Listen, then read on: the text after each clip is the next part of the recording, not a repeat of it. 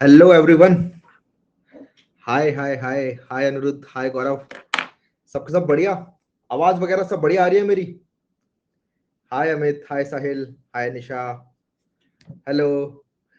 आज ऊप्स पढ़ने वाले हैं, ठीक है। और आज काफी सारे टॉपिक्स पढ़ने वाले हैं, तो थोड़ा ना इंटरेक्शन कम रखेंगे क्योंकि मुझे लगता है 2 घंटे भी कम पढ़ने वाले हैं।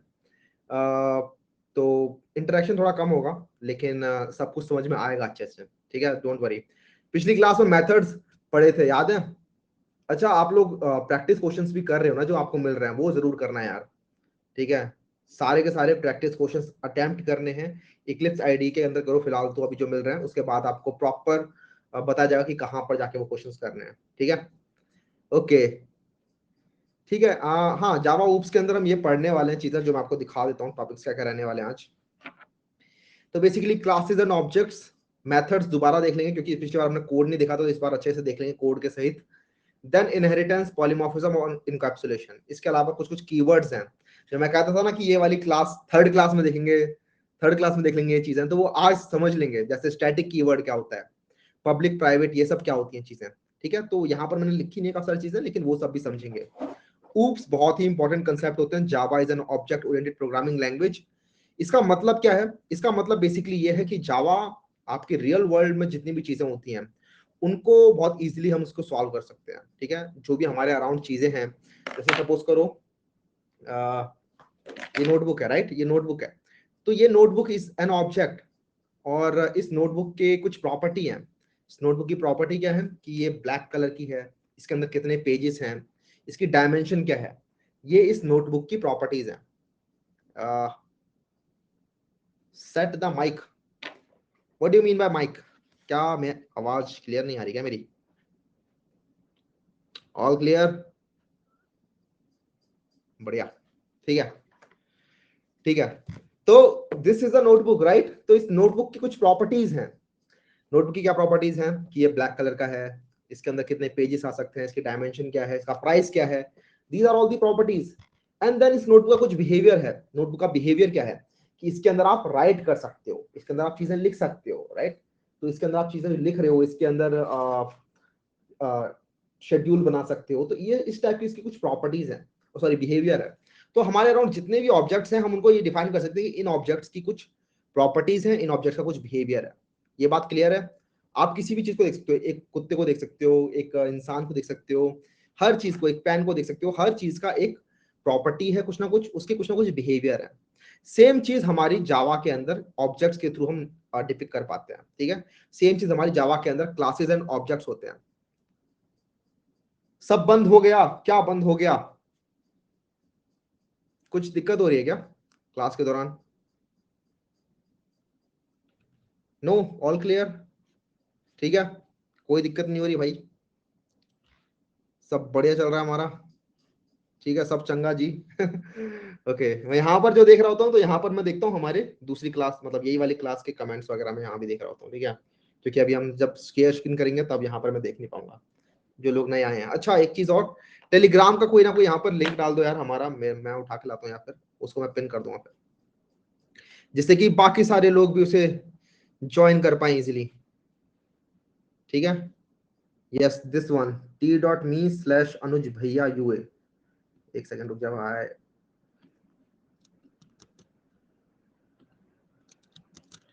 तो इसको जाके आप ज्वाइन कर लें, क्योंकि ये हमारा टेलीग्राम का लिंक है। तो जिन लोगों ने ज्वाइन नहीं किया, गो एंड ज्वाइन दिस। यहाँ पर सारे सारे आपके रिसोर्सेज आते रहेंगे, ठीक है। जैसे ये नोट्स जो भी होंगे, ये सारे सारे आते रहेंगे, ठीक है। तो हम स्टार्ट कर सकते हैं क्लासेस एंड ऑब्जेक्ट्स के साथ। तो मैं जैसे बता रहा था आपको कि हर चीज को आप डिपिक्ट कर सकते हो आजकल। तो एक सेकंड, मैं एक बार स्क्रीन शेयर करता हूँ, तब आपको और क्लियरली समझाऊंगा मैं। Share,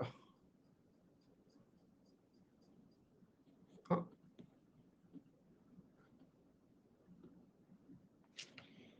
okay. अगर स्क्रीन शेयर नहीं हुई यहाँ तब तो दिक्कत ही हो जाएगी भाई। शेयर स्क्रीन, एक सेकंड। कोई कह रहा है कि please record class live access करा दो। रिकॉर्डेड क्लास सारी की सारी एक्सेसिबल हैं आपको, ठीक है। सारी की सारी रिकॉर्डेड क्लास एक्सेसिबल होती है, डोंट वरी। आपके फ़ोन में भी एक्सेसिबल होती हैं ऐप्स के अंदर और इवन ब्राउज़र के अंदर भी। आप अपने ब्राउज़र में जाओ, शेड्यूल के अंदर सारी क्लासेस अवेलेबल होती हैं यार। अ,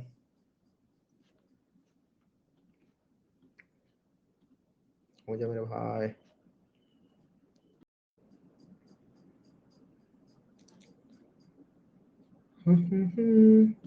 हैं। आपको मिलता है। अनअकैडमी की साइट से लैपी में एक्सेसिबल नहीं है।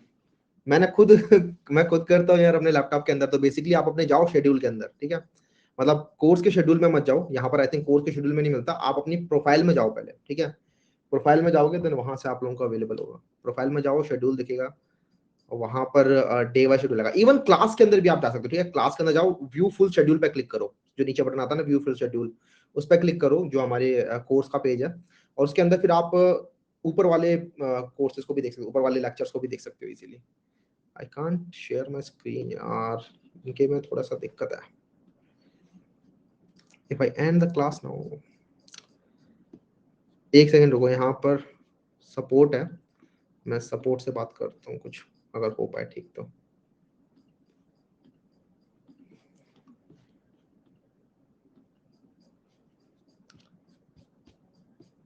वी कैन, हाँ यार, no you can see my screen. Go to date wise schedule, हाँ सही बात है, कर सकते हो आप लोग, ठीक है? जब तक आप ये पढ़ो जो लिखा है सामने, क्लासेस एंड ऑब्जेक्ट्स, और इवन आई थिंक आप लोगों को नोट्स भी दिख रहे होंगे दूसरे टैब के अंदर। तो जब तक आप नोट्स वगैरह देखो, जब तक हम ये चीज ठीक करते हैं, ठीक है? सारे नोट्स को आप एक बार गो थ्रू कर सकते हो क्विकली कि क्या क्या चीजें होने वाली हैं, किस तरीके से क्या क्या चीजें होने वाली है। While I am struggling with this.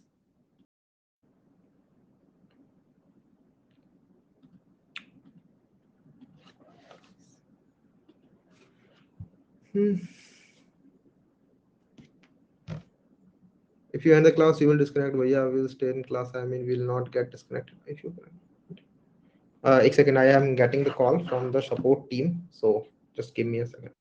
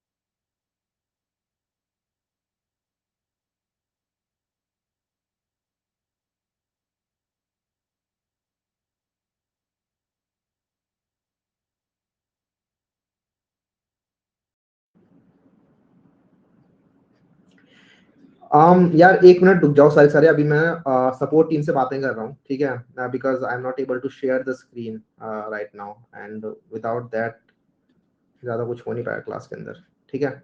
So I am trying that only अभी, ठीक है।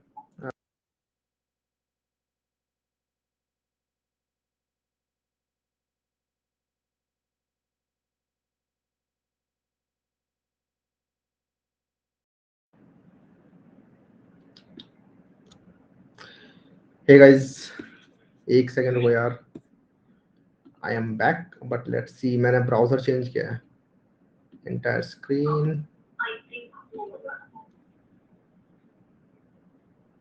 yes, it's working now, okay, great. Then if you're facing user, just change the browser, alright? Yeah, right, thank you. And you'll receive a feedback mail, sir, please give a valuable rating. All right, ठीक है, browser change करना पड़ा, so sorry guys, I think Chrome वगैरह के अंदर कुछ issue चल रहा है, then Mozilla Firefox to the rescue. Maybe cache problem हो, आई डोंट नो क्या चल रहा है, बट हाँ अब हमारी चीजें शेयर हो रही हैं अच्छे से, तो अब सारा का सारा काम होना चाहिए बढ़िया से, ठीक है।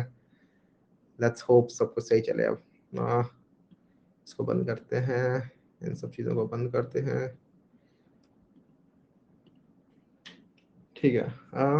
एक सेकेंड, अभी एक इशू है, लेकिन एक इशू है अभी भी, इसको डिस्कनेक्ट करते हैं कि I can not show you my this, okay, so what I'll do is I'll do this, watch picture in picture, हाँ ये हो जाए, बढ़िया बढ़िया बढ़िया, पिक्चर इन पिक्चर हो गया है ये। ओ भाई साहब कितना बड़ा आ रहा है इसमें, इसको हम रिसाइज भी कर सकते हैं मोजिला के अंदर, बहुत ही कमाल की चीज हो गई। मोजिला बढ़िया चीज है यार, फिर तो हम लोगों को मोजिला यूज करना चाहिए। ठीक है, ठीक है, अब आते हैं आप इस अपने क्लासेस एंड ऑब्जेक्ट्स के ऊपर। बाकी सारे लोग खुश, कोई दिक्कत? ब्रेव ब्राउजर ट्राई करेंगे यार, अभी फिलहाल ज्यादा एक्सप्लोरेटिव चीजें नहीं करते हैं। चुपचाप क्लास चल जाए हमारी, ठीक है। आवाज वगैरह सब सबको बढ़िया आ रही है? रिपीट करेंगे, डोंट वरी, रिपीट करेंगे। मैं बात कर रहा था कि क्लासेस एंड ऑब्जेक्ट्स, हमारी जो जावा है वो ऊप्स उसके अंदर सीख रहे हैं, तो जावा is an object oriented programming language. इसका मतलब क्या होता है? इसका मतलब बेसिकली ये होता है कि जावा के अंदर you can create objects. Basically जो भी लैंग्वेज के अंदर आप क्लासेस एंड ऑब्जेक्ट्स बना सकते हो उनको हम कहते हैं ऑब्जेक्ट ओरिएंटेड प्रोग्रामिंग लैंग्वेज। इसकी हेल्प से आप लोग रियल वर्ल्ड चीजों को बहुत इजीली डिपिक्ट कर सकते हो। रियल वर्ल्ड चीजें क्या होती हैं भैया? बेसिकली जितनी भी चीजें हमारे अराउंड है वो सबके सब एक ऑब्जेक्ट है। Tree is an object, notebook is an object, this pen this is also an object. Object कहने का मतलब क्या है कि हर ऑब्जेक्ट के पास दो चीजें होती है, एक तो उसके पास प्रॉपर्टी होती है और एक ऑब्जेक्ट के पास बिहेवियर होता है, ठीक है। ऑब्जेक्ट के पास प्रॉपर्टी और बिहेवियर, प्रॉपर्टी होती है और बिहेवियर होता है। प्रॉपर्टी का मतलब कुछ चीजें जो कि इस ऑब्जेक्ट के लिए ही होंगी, जिससे हम इस ऑब्जेक्ट को डिफाइन कर सकते हैं। जैसे कि सपोज करो ये पेन इज एन ऑब्जेक्ट, तो इसका कलर क्या है, इसका साइज क्या है, इसका प्राइस क्या है, दिस इज द प्रॉपर्टी। इसका मॉडल नंबर क्या है, जो भी है, this is the property of this object. Behaviour क्या है इस ऑब्जेक्ट का, कि you can write with this, right, you can write with this object, erase with this, आप इस वाले आईपैड को चला सकते हो, ये इसकी प्रॉपर्टी है। Same goes for anything. ये नोटबुक का एग्जांपल ले रहे थे हम पहले कि ये नोटबुक है, इसके अंदर कुछ पेजेस हैं, कुछ प्राइस है, तो ये सब इसकी प्रॉपर्टी है। लेकिन इसके अंदर आप लिख सकते हो, इसके अंदर आप नोट्स बना सकते हो, this is the behaviour of this object. तो इस तरीके से हम चीजें डिफाइन कर सकते हो। तो यहां पर लिखा भी हुआ है, Java is an object oriented programming language. The core concept of the object oriented programming is to break complex problems into smaller objects. तो बेसिकली होता क्या कि हमारे अराउंड जितनी भी प्रॉब्लम्स होंगी उनको हम छोटे छोटे चंक्स में भी डिवाइड कर सकते हैं, ठीक है, कि जिससे कि हमारा कोड जो है ना वो बहुत क्लीन रहता है। कैसे होगा ये सब हम समझेंगे। Basically oops object oriented programming language जितनी भी होती हैं वो कुछ प्रॉपर्टीज अपने साथ देती हैं, ठीक है। उनके कुछ पिलर्स हम उन्हें कहते हैं, बेसिकली 4 पिलर्स ऑफ ऊप्स, और वो सब हम समझेंगे। देखो यहाँ पे क्लासेस में भी लिखे हुए हैं, inheritance, polymorphism, encapsulation and abstraction, these 4 are the pillars, these are called the pillars of oops, ठीक है। और ये सब के सब समझेंगे। एब्स्ट्रैक्शन आज की क्लास में हम नहीं समझ रहे हैं क्योंकि ऑलरेडी बहुत लंबी क्लास होने वाली है एब्स्ट्रैक्शन, लेकिन टेंशन मत लो, ये अभी सेंस भी नहीं बनाएगा ज्यादा, ये बनाएगा सेंस जब हम कलेक्शन फ्रेमवर्क को समझ रहे होंगे ना। तो कलेक्शन फ्रेमवर्क की क्लास जब होगी हमारी तब हम एब्स्ट्रैक्शन को समझ लेंगे। तब तक हम ये तीनों चीज समझ लेते हैं, इनहेरिटेंस, पॉलीमॉर्फिज्म और इनकैप्सुलेशन। ठीक है, तो an object is an entity that has state and behaviour. अच्छा, यहाँ पे स्टेट और बिहेवियर लिखा हुआ है, स्टेट कह लो या प्रॉपर्टी कह लो, बात एक ही है। ठीक है, स्टेट प्रॉपर्टी बात एक ही है। For example, a bicycle is an object, it has state. State क्या क्या इसकी, कि ये अभी खड़ी है, आइडल है। ठीक है, इसके अंदर फर्स्ट गियर पे लगी है, या फिर इसके अंदर कितने टायर्स हैं, जो भी है इसकी प्रॉपर्टी है, कलर क्या है, मॉडल क्या है। बिहेवियर क्या है, कि इसकी हेल्प से आप लोग ब्रेक लगा सकते हो, एक्सेलरेट कर सकते हो इस चीज को, राइट। इसके अंदर चीजें जो भी कर सकते हो आप, these are called the behaviour. तो इतने में आई डोंट थिंक किसी को कोई डाउट होगा। स्क्रीन फ्रीज्ड, कब से स्क्रीन फ्रीज्ड है भाई?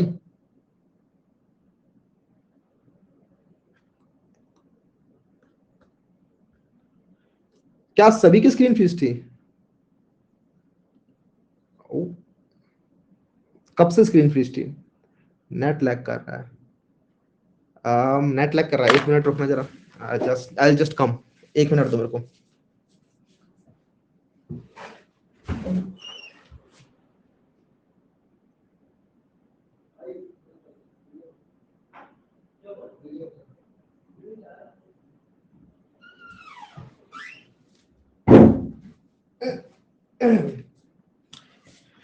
ठीक है, आई थिंक कुछ कुछ लोगों ने कुछ कुछ चीजें चला रखी हैं, तो बैंडविड्थ का इशू भी हो सकता है, तो वो सब मैंने बंद करवा दिया। आई डोंट थिंक ज्यादा इशू होना चाहिए। स्क्रीन फ्रीज कैसे हो रही है यार, ऐसा नहीं होना चाहिए। इट्स फाइन ना, ऑल फाइन, ज्यादातर लोग कह रहे हैं all fine, I don't think ज्यादा कुछ इशू है। ठीक है। मैंने सब, टीवी चल रहा था, मैंने टीवी बंद करवा दिया कि भाई टीवी बंद करो, क्लास अच्छे से होनी चाहिए। ठीक है, ओके ओके। अब जरा समझते हैं फिर ये ऑब्जेक्ट और क्लास कहने का मतलब क्या है। ये हम कह तो लेते हैं, लेकिन इसका मतलब क्या है? तो बेसिकली ऑब्जेक्ट्स ही होते हैं जिन चीजों से हम काम कर पाते हैं, राइट। जो हमारे पास ये ऑब्जेक्ट्स हैं, जैसे ये ऑब्जेक्ट बताया मैंने आपको, पेन बताया या रिमोट है, जो भी ये सब के सब ऑब्जेक्ट हैं, काम हमारा सिर्फ इन्हीं से होता है। लेकिन ये ऑब्जेक्ट आप बना कैसे सकते हो? आपके पास कुछ ना कुछ मैकेनिज्म होना चाहिए जिससे कि आप लोग मल्टीपल ऑब्जेक्ट बना पाओ, राइट। अब जैसे अमेजोन है, अमेजोन एक मार्केट प्लेस है बढ़िया, उसके पास बहुत सारे ऑब्जेक्ट्स हैं जो उसने मेंशन कर रखे हैं, तो वो सारे बनाने पड़ते हैं उनको, राइट। अपने कोड में उनको बनाना पड़ता है उन सब चीजों को, जैसे कि उनके पास बहुत सारे फ्रीज हैं, या फिर बहुत सारे उनके पास मोबाइल फोन्स हैं। ये सब उनके पास कोड में ऑब्जेक्ट्स बने हुए हैं जिनकी उन्होंने कुछ कुछ प्रॉपर्टी डिफाइन कर रखी है। तो ये सब बनाने पड़ते हैं कोड में, तो उनको बनाने के काम में आती है हमारी क्लास। ठीक है, क्लासेस को कहते हैं हम ब्लूप्रिंट। क्लासेस को हम कहते हैं ब्लूप्रिंट, जिनकी हेल्प से आप लोग ऑब्जेक्ट्स बना सकते हो। क्लासेस अपने आप में कुछ भी नहीं होती, ठीक है। क्लासेस का कोई काम नहीं होता, क्लासेस की हेल्प से आप लोग कुछ कर नहीं सकते। क्लासेस का काम बस ये होता है कि ये आप लोगों के ऑब्जेक्ट्स बनाने के काम में आती हैं। स्क्रीन फ्रीज कैसे हो रहा है? कुछ लोग कह रहे हैं स्क्रीन फ्रीज हो रहा है।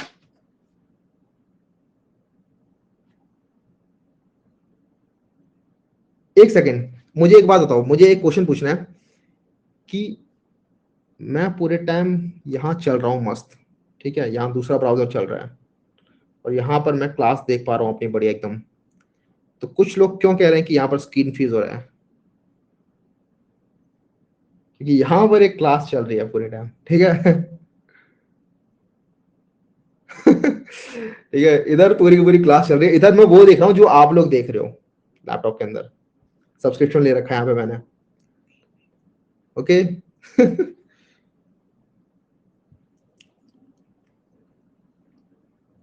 आई डोंट नो, आप लोग हाँ मे बी अपना फोन वगैरह रिफ्रेश कर लो, एक बार आ जाओ वापस दोबारा से। Fine plus plus, fine plus plus, सबके सब बढ़िया कह रहे हैं, ठीक है। चलो बढ़िया बढ़िया, ठीक है, वापस आते हैं, क्योंकि ज्यादा टाइम नहीं लगा सकते भाई, बहुत सारी टॉपिक्स पढ़ने हैं। अगर आप देखोगे ना एक बार सारे सारे कि कितने टॉपिक्स पढ़ने हैं, objects, constructor, static keyword, this keyword, overloading, access modifier, उसके बाद इनहेरिटेंस, पॉलीमॉर्फिज्म, इनकैप्सुलेशन, भाई साहब टॉपिक्स की कमी नहीं है आज। मतलब अगर 3 घंटे की क्लास चली जाए ना तो भी कोई बड़ी बात नहीं होगी, लेकिन नहीं, इतना लंबा नहीं खींचेंगे, डोंट वरी। जल्दी जल्दी निपटाने का ट्राई करेंगे और इस तरीके से पढ़ाएंगे कि ठीक है, समझ में आ जाएंगी चीजें, डोंट वरी। अच्छा, क्लास मैंने बताया था कि क्लास की हेल्प से ही आप लोग चीजें बना सकते हो, क्लास की हेल्प से आप लोग ऑब्जेक्ट्स बना सकते हो, ठीक है। क्लास का अपने आप में कुछ ऐसे खतरनाक चीज नहीं होती, क्लासेस की हेल्प से आप लोग ऑब्जेक्ट बना पाते हो। और क्लासेस हम ऑलरेडी वैसे देख भी चुके हैं, अभी तक हमने जितने भी कोड लिखे हैं जावा के अंदर, जैसे हम आते हैं इस वाले कोड के अंदर, अच्छा ये सारे सारे कोड आप लोग एक्सेस कर पा रहे होगे आई होप। क्या कोड एक्सेस कर पा रहे हैं सबके सब लोग? हाँ हाँ, कैसे एक्सेस कर पा रहे हैं? क्योंकि गिटहब सबके पास है। गिटहब का लिंक मैंने दे दिया है, गिटहब के ऊपर जाके सबके सब लोग कोड एक्सेस कर पा रहे हैं। तो हमने यहाँ पे क्लास देखी थी, हमने इस क्लास का नाम रखा था कंडीशनल्स, लेकिन हमें समझ नहीं आता था कि क्या मतलब है क्लास कंडीशनल, क्यों है ये। तो अब समझेंगे कि मतलब क्या है, ठीक है, अब समझेंगे मतलब क्या है। तो मैंने जावा ओप्स नाम से एक पैकेज बनाया, इसके अंदर एक नई क्लास बना लेते हैं और इसका नाम मैं रख देता हूँ कुछ भी, मेन क्लास नाम रख रहा हूँ मैं इसका। चलो इसके अंदर एक मेन फंक्शन बना देते हैं। मेथड्स वगैरह भी देख लेंगे इसी क्लास के अंदर, ठीक है, इसी क्लास में हम समझेंगे मेथड वगैरह कैसे काम करते हैं। तो हमने ये क्लास बनाई मेन क्लास नाम से। अभी इस क्लास के हेल्प से नहीं समझते, चलो एक मैं एक दूसरी क्लास बनाता हूँ, उसकी हेल्प से समझेंगे। तो एक फाइल के अंदर आप जितनी मर्जी क्लासेस बना सकते हो, डोंट वरी, ठीक है, एक फाइल के अंदर जितनी मर्जी क्लासेस बनाओ, बस उस फाइल के अंदर एक ही पब्लिक क्लास हो सकती है। और पब्लिक प्राइवेट ये सब समझेंगे इसी क्लास में। पब्लिक हो सकती है, एक सेकंड उड़ गया भाई तू, ठीक है। और दूसरी चीज हमने ये फर्स्ट क्लास में समझ लिया था वैसे, कि उस पब्लिक क्लास का जो नाम होगा उस फाइल के नाम के जैसा होना चाहिए, ठीक है। इस फाइल का नाम है मेन क्लास डॉट जावा, तो इसका नाम भी मेन क्लास है। अगेन लोग कह रहे हैं स्क्रीन फ्रीज हो रहा है।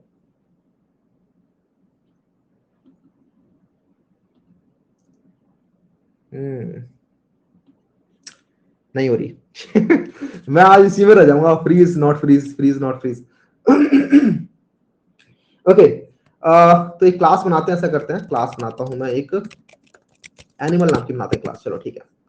तो हमने बनाई क्लास एनिमल, और हर क्लास के अंदर इसमें बताया कुछ प्रॉपर्टी होते हैं, कुछ बिहेवियर होते हैं। तो इस एनिमल के पास लेट्स से लेग्स है, ठीक है, कितने लेग्स हैं ये इस एनिमल की प्रॉपर्टी हो गई।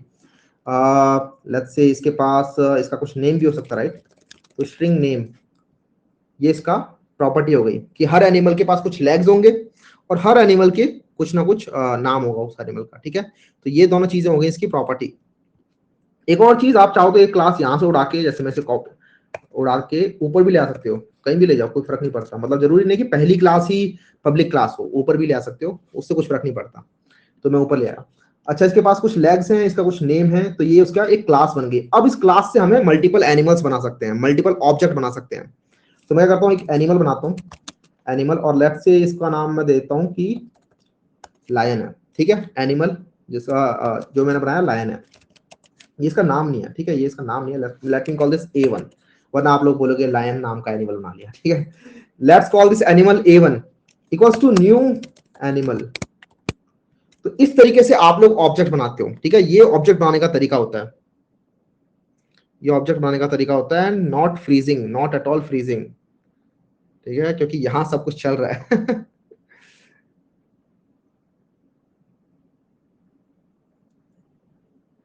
सब कुछ तो चल रहा है।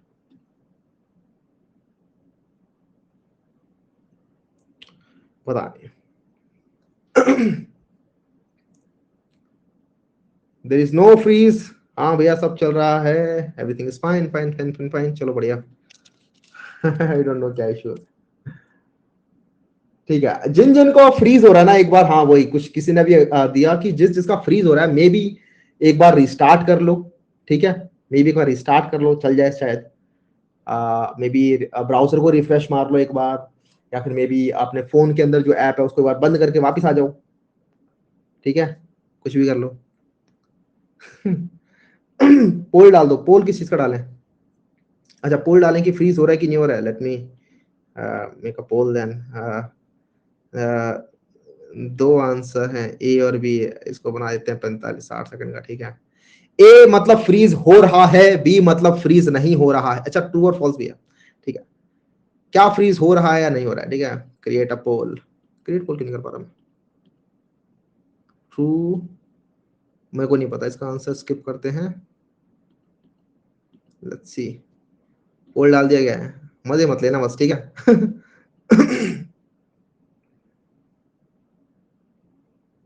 फॉल्स आ रहा है, ठीक है, लेकिन 30% लोगों के केस में फ्रीज भी हो रहा है। तो अगर इतने सारे लोग कह रहे हैं, देन दैट मींस कि फ्रीज हो रही हैं चीजें कुछ जगहों पे। लेकिन ज्यादातर लोग देख रहे हो फॉल्स कह रहे हैं, क्योंकि मेरा भी यहाँ पर सही चल रहा है एकदम, ठीक है, चलो बढ़िया, कोई नहीं। आई थिंक अगर नहीं फ्रीज हो रहा है देन इट्स ओके। यहाँ पर 71% का नहीं हो रहा है, चलो आप लोग कह रहे हैं कि नहीं फ्रीज हो रहा, ठीक है। हमने ये A1 बनाया एनिमल, ये एक ऑब्जेक्ट बन गया यहाँ पर, ठीक है। न्यू की हेल्प से हम बना पाते हैं ऑब्जेक्ट। तो ये तो क्लास थी, एनिमल नाम की हमने एक क्लास बनाई थी, अब हमने बना दिया उसका एक object, A1 is the object. तो आप इस एनिमल क्लास से एक और ऑब्जेक्ट बना सकते हो चाहो तो, animal A2 equals to new animal, और इस तरीके से हमारा एक नया ऑब्जेक्ट बन रहा है। तो ये A1 नाम का ऑब्जेक्ट है, ये A2 नाम का ऑब्जेक्ट है। सब कुछ समझा रहा हूं मैं दोबारा से, डोंट वरी, ठीक है। क्लासेस एंड ऑब्जेक्ट समझेंगे अच्छे से, डोंट वरी। अगेन लोग कह रहे हैं फ्रीज हो रहा है, can't see anything and freeze कह रहे हैं। अगर मजे ले रहे हो ना आप लोग मेरे से, क्योंकि मुझे यहाँ पर, अच्छा एक सेकंड, नहीं नहीं सही कह रहे हो आई थिंक, क्योंकि मैं यहाँ पर फ्रीज हो गया हूँ। ओके, नहीं मजे नहीं ले रहे बच्चे भाई, सही बात है, फ्रीज हो रही है चीजें। Okay, yes yes yes, I can see it, it is freezing. और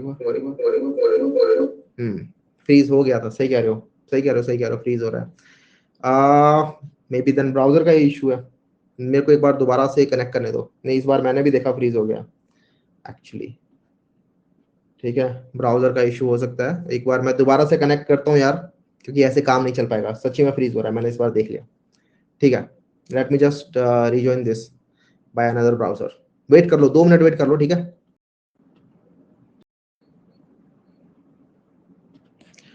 ठीक है, वी हैव ज्वाइंड अगेन। और क्या आवाज आ रही है? देखो, मुझे लग रहा है कि ऑलरेडी काफी सारी टेक्निकल प्रॉब्लम्स हो गई हैं, तो आई थिंक ये क्लास दोबारा लेनी पड़ सकती है हमें। तो आज कुछ पढ़ लेते हैं, कुछ चीजें कल पढ़ लेंगे, ठीक है। लेकिन टेक्निकल इशू की वजह से पढ़ाई में दिक्कत नहीं आनी चाहिए बस। एक बार मैं स्क्रीन शेयर करता हूँ, इस बार मैंने ब्रेव इंस्टॉल किया है, होप देखते हैं कितना ब्रेव है। ब्रेव, ब्रेव चल रहा है, ओके। चल तो जाता है भाई, वो चल तो जाता है, लेकिन दिक्कत कर जाता है थोड़ी देर बाद, पता नहीं सब कुछ। हाँ हाँ, 2 क्लास तो वैसे भी मुझे लग रहा था वैसे मुझे लग रहा था मैं इस क्लास के अंदर खींच दूंगा सब कुछ, लेकिन अब नहीं, अब नहीं हो सकता। हमारी क्लास ही इतना लेट स्टार्ट हो रही है अब, ठीक है। सब कुछ समझ में आ रहा है, everything is fine, everything is fine, ठीक है। छुट्टी नहीं करूंगा छुट्टी ऐसे कैसे कर दूंगा, जब तक है जान तब तक पढ़ोगे, ठीक है। Okay, let's see. Okay okay okay okay, चलो अब अगर फ्रीज हो गया ना, देन क्रोम में कभी फ्रीज नहीं होता, ठीक है। बस क्रोम में ये है, कभी कभी शेयर स्क्रीन नहीं होती, तो वो शेयर स्क्रीन वाला टेक्निकल वाले लोगों को बोल के ठीक कराना है, प्रॉपर टेस्टिंग वगैरह करवानी है उसकी, उसके बाद फिर हम क्लास लेंगे। ओके, अच्छा हम देख रहे थे ये क्लासेस एंड ऑब्जेक्ट्स, ठीक है। तो हम जरा देखते हैं कि हमने क्लास बनाई। क्लास तो कुछ भी नहीं होता यार, क्लास में दोबारा बताता हूँ, क्लास कुछ भी नहीं होता बेसिकली। क्लास एक ब्लूप्रिंट होता है जिसकी हेल्प से आप लोग ऑब्जेक्ट बना सकते हो। क्लास का मतलब इस एनिमल का यूज करके आप ज्यादा कुछ कर नहीं सकते, क्योंकि मेमोरी के अंदर ना आप लोगों के ऑब्जेक्ट्स होते हैं, मेमोरी के अंदर क्लासेस नहीं होती, मेमोरी के अंदर ऑब्जेक्ट्स होते हैं। ये बात क्लियर है? ये बात ठीक है? हाँ हाँ, रिपीट हो रहा है देव ज्योति, ठीक है। तो हमने जब ये A1 और A2 नाम से ऑब्जेक्ट्स बनाए ना, इनका हम यूज कर सकते हैं। इनका यूज कैसे कर सकते हैं? तो इनका यूज करेंगे हम, इनको कुछ लेग्स प्रोवाइड कराएंगे और इनको कुछ नाम प्रोवाइड कराएंगे, ठीक है। तो A1 एनिमल जो था, A1 एनिमल, ये इसका नाम नहीं है, ठीक है, ये बस इसका आइडेंटिफायर है, समझ लो इसको एक आईडी दे रखी है कि A1 एनिमल है एक, तो इसका कुछ नाम भी देना चाहिए हमें। जैसे एक नवजात शिशु होता है, उसको कुछ नाम नहीं होता, तो उसका हम नाम दे रहे होते हैं इस तरीके से, A1.name। तो इसका नाम हम देते हैं, सपोज करो सिम्बा नाम देते हैं इसका। और A1 का एज, एज है कि लेग्स है? लेग्स है। A1 के लेग्स हमने बोल दिया कि इसके पास 4 लेग्स हैं। तो ये हो क्या रहा है, ये हो क्या रहा है भैया, समझ नहीं आया कुछ। तो एक्चुअली यार होता क्या है ना, जब आप किसी क्लास के, मतलब जब आप ऑब्जेक्ट्स के प्रॉपर्टी को या फिर उसके बिहेवियर को एक्सेस करना चाहते हो, क्योंकि हर ऑब्जेक्ट के पास प्रॉपर्टी होते हैं, बिहेवियर होते हैं, उनको एक्सेस करना चाहते हो, तो उसके लिए आप लिखते हो उस ऑब्जेक्ट का नाम इस तरीके से A1, ठीक है, डॉट लगा के उसके बाद आप चीजें एक्सेस कर सकते हो, जैसे आप लोगों को दिख रही होंगी चीजें, ठीक है, इंट नेम, इस तरीके से और भी कुछ कुछ चीजें लिखी हुई है यहाँ पे। इन सब चीजों पे ध्यान मत दो अभी, ये सब चीजें समझ में आएंगी जब हम इनहेरिटेंस समझ लेंगे। लेकिन आप लोगों को दिख रहा होगा इसके पास लेग्स और नेम लिखा आ रहा है ना, लेग्स और नेम लिखा आ रहा है। तो इसी वजह से डॉट लगा के आप चीजों के नाम को और उसके प्रॉपर्टीज को, उसके बिहेवियर को आप लोग एक्सेस कर सकते हो। तो इस तरीके से हमारे पास A1 हमें मिल गया। एक काम करते हैं, A2 को भी डिफाइन करते हैं। A2 डॉट नेम, इसका नाम देते हैं चलो बॉब, और A2 के जो लेग्स हैं हमने कर दिया 2। तो इस तरीके से A1 अलग है मेमोरी के अंदर, A2 अलग है मेमोरी के अंदर। मैं दिखाता हूँ किस तरीके से मैं कह रहा हूँ कि दोनों अलग अलग है मेमोरी के अंदर। तो बेसिकली होता क्या है, जब आपने ऑब्जेक्ट बनाया ना, तो हम यहाँ पे ऑब्जेक्ट ही बनाना सीख रहे हैं। तो आपके पास पहले यहाँ पे क्लास थी, राइट, एक क्लास थी, ये क्लास है बड़ी सी। इस क्लास से आप जितने मर्जी ऑब्जेक्ट्स बना सकते हो, ठीक है। और ये ऑब्जेक्ट्स जो होंगे ये अपने अपने मेमोरी में जगह ले रहे होंगे, ठीक है। ये ऑब्जेक्ट्स अपनी अपनी जगह ले रहे होंगे। अब इस क्लास के पास कुछ प्रॉपर्टी थी और कुछ बिहेवियर था, राइट। तो वो प्रॉपर्टी और बिहेवियर आप हर ऑब्जेक्ट का डिफाइन कर सकते हो, ठीक है। एक बार मैं इसको थोड़ा नीचे लेकर आता हूं। तो ये प्रॉपर्टी और बिहेवियर आप लोग डिफाइन कर सकते हो हर एक ऑब्जेक्ट का। इसका अपना कुछ है, इसका अपना कुछ है। जैसे हमने डिफाइन किया ये A1 था, याद होगा, ये A2 था। इसी तरीके से आप लोग A3 या फिर कुछ भी नाम दे सकते हो, P2, अलग अलग कुछ भी नाम दे सकते हो। तो इनके आपने नाम डिफाइन किए, इनके आपने प्रॉपर्टी डिफाइन की, इनका नाम और इनका लेग्स, इसका भी नाम है, इसका भी लेग्स है। तो ये सब के सब मेमोरी में अलग अलग रखे हुए हैं, ठीक है। बात क्लियर है यहाँ तक? मेमोरी में अलग अलग सब चीजें रखी हुई हैं। क्रोम में ब्लर होता है, ठीक है, क्रोम में ब्लर होता है। यहाँ भी हल्का हल्का ब्लर तो वैसे आ रहा है। आई थिंक ये ब्राउजर वाइड कुछ ऑप्टिमाइजेशन चल रही होती है, बट डोंट वरी, मेरे को लग रहा है क्लास तो अच्छे से दिख रही है, मतलब ये जो दिख रहा है लिखा हुआ है, this is looking very good, ठीक है। कुछ कुछ डाउट है, जो ऑब्जेक्ट था उसमें दोनों एनिमल होना चाहिए थे, मतलब हाँ दोनों एनिमल ही है, दोनों एनिमल टाइप के ऑब्जेक्ट बनाओगे आप लोग, ठीक है। ये भी एक एनिमल है, ये भी एक एनिमल है, आपको दिख रहा होगा A1 is animal, A2 is also animal. मैंने एनिमल का नाम तो कुछ भी दे सकते हो ना आप, मैंने कुछ भी नाम दे दिया और उसके मैंने बोल दिया कि भाई इस एनिमल के 4 लेग हैं, इस एनिमल के 2 लेग हैं, मेरी मर्जी, ठीक है। तो इस तरीके से आप लोग यहाँ पर इनकी प्रॉपर्टीज डिफाइन कर सकते हो। तो ये हो गया हमारा क्रिएटिंग एन ऑब्जेक्ट। हम समझ रहे थे कि ऑब्जेक्ट किस तरीके से क्रिएट किए जाते हैं, राइट। ऑब्जेक्ट किस तरीके से क्रिएट किए जाते हैं। तो we have used the new keyword along with the constructor। अब ये कंस्ट्रक्टर वर्ड जो है ये हम समझेंगे, ठीक है, डोंट वरी। ये कंस्ट्रक्टर वर्ड समझेंगे, बहुत इंपॉर्टेंट चीज होती है ये। कंस्ट्रक्टर बेसिकली कंस्ट्रक्ट करने काम में आता है। क्या कंस्ट्रक्ट करना होता है? तो क्लासेस से ऑब्जेक्ट जब हम कंस्ट्रक्ट कर रहे होते हैं तब उसके काम में हमारे कंस्ट्रक्टर आ रहे होते हैं। So we have used the new keyword alongside the constructor of the class to create an object. Constructors are similar to methods and have the same name as the class। तो constructor को हम बाद में समझेंगे, फिलहाल अभी समझ गए हम क्लास क्या होती है, ऑब्जेक्ट क्या होती है, किस तरीके से न्यू कीवर्ड के से आप लोग क्लासेस के ऑब्जेक्ट बना सकते हो, ठीक है। जैसे आप लोग यहाँ पर भी एक एग्जांपल समझ सकते हो कि यहाँ पर एक क्लास थी पर्सन, पर्सन नाम की हमने क्लास बनाई, उसके अंदर हमने कुछ कुछ प्रॉपर्टी डाल दी, ये उसकी प्रॉपर्टी है। और उसके बाद हमने उसका ऑब्जेक्ट कैसे बनाया, ये P1 ऑब्जेक्ट हमने कैसे बनाया, न्यू कीवर्ड की हेल्प से, राइट। न्यू कीवर्ड की हेल्प से हमने ऑब्जेक्ट बनाया। थोड़ा एडवांस में बता दो कौन सी मेमोरी में एलोकेट होगा हीप मेमोरी। यार यहाँ पर ऐसा कुछ फंडा होता नहीं, ठीक है। वो आप ज्यादा सी में घुस रहे हो। यहाँ पर बेसिकली आप लोग जब भी ऑब्जेक्ट बनाते हो सारे सारे आप लोगों की मेमोरी में ही होते हैं। उसके बाद हम जब इनको यूज करेंगे A1 और A2 को, तो इनको हम डायरेक्टली मेमोरी में से एक्सेस कर रहे होंगे। एक चीज और, जब आपका प्रोग्राम होता है, जब आप लोग ऐसे प्रोग्राम लिखते हो, ठीक है, ये आपने जब प्रोग्राम लिखा, तो ये आप लोगों का प्रोग्राम जो है ये अभी रन नहीं हो रहा है। जब आपका प्रोग्राम ऐसे रन नहीं हो रहा है, अभी आपका प्रोग्राम ऐसे ही रखा हुआ है, तो अभी फिलहाल ये आप लोगों का हो सकता है हार्ड ड्राइव में रखा हो, एक उसको हम कहते हैं सेकेंडरी मेमोरी, ठीक है। अभी फिलहाल ये प्रोग्राम जो है वो सेव्ड है एक सेकेंडरी मेमोरी के अंदर। लेकिन जब आप इसको रन करते हो ना, जब मैंने इसे रन किया, इस प्रोग्राम को जब हम रन करते हैं और ये अपना मेन मेथड से एग्जीक्यूशन स्टार्ट करता है, तब ये प्रोग्राम रन होता है हमारी एक्चुअल मेन मेमोरी के अंदर, जो हमारी होती है रैम, ठीक है। रैम जो होती है उसके अंदर हमारा प्रोग्राम रन होता है। तो उसी के अंदर ये सारे के सारे ऑब्जेक्ट्स बन रहे होते हैं। A1 भी उसी के अंदर बनेगा, A2 भी उसी के अंदर बनेगा। तो आपकी जो क्लास होती है सिंपली बस सेकेंडरी मेमोरी में रखी होती है, ठीक है। क्लास हमारी जो होती है, जो क्लास का जो भी कोड होता है वो सारा सेकेंडरी मेमोरी में रखा होता है। जब हमारा प्रोग्राम अंडर एग्जीक्यूशन होता है उस टाइम पर जो हमारे ऑब्जेक्ट्स बन रहे होते हैं वो सारे सारे मेन मेमोरी के अंदर बन रहे होते हैं, जिनका हम यूज कर रहे होते हैं। जैसे हम उस प्रोग्राम के अंदर इस ऑब्जेक्ट का हम यूज कर रहे हैं, राइट। जब ये प्रोग्राम का एग्जीक्यूशन बंद हो जाएगा तो ये सारे के सारे जितने भी ऑब्जेक्ट्स बने थे, ये सारे के सारे ऑब्जेक्ट्स जो है वो अपने आप डिलीट हो जाएंगे। गार्बेज कलेक्टर नाम की चीज होती है जो कि अपने आप इनको उड़ा देगा मेमोरी में से, ठीक है, जो हमारी प्राइमरी मेमोरी होती है, और सब कुछ अपने आप वापस खाली हो जाएगा। सारा सारा कोड जो था हमारे A1 A2 जो ऑब्जेक्ट्स थे, सब के सब उड़ जाएंगे। ओके चलो बढ़िया, चलो बढ़िया।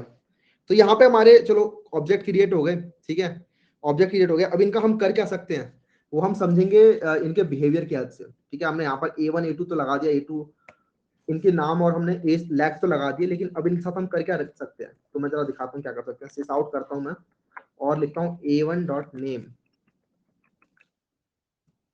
और A1 डॉट लैग्स। तो इस तरीके से हम इनको एक्सेस कर पा रहे हैं, ठीक है। A1 के नेम को हम एक्सेस कर पा रहे हैं और A1 के लैक्स को हम एक्सेस कर पा रहे हैं। रन करेंगे तो बताओ क्या प्रिंट होगा, रन करेंगे तो क्या प्रिंट होना चाहिए यहाँ पर।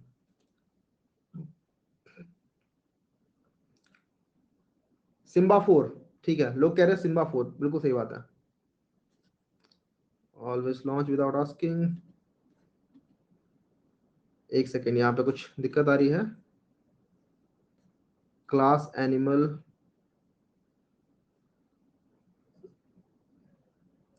This type is already defined. क्या मैंने कहीं और बना दिया क्या animal.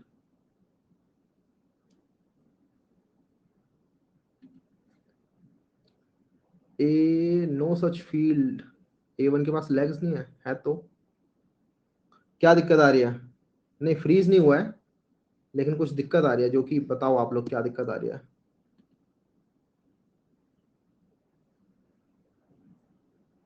No such field error, एक बार दोबारा रन करें, ये क्या दिक्कत है ये। लेग्स तो हमने बनाए हैं। I am getting the output, कुछ लोगों को आउटपुट मिल रहा है, कुछ लोगों को आउटपुट नहीं मिल रहा है।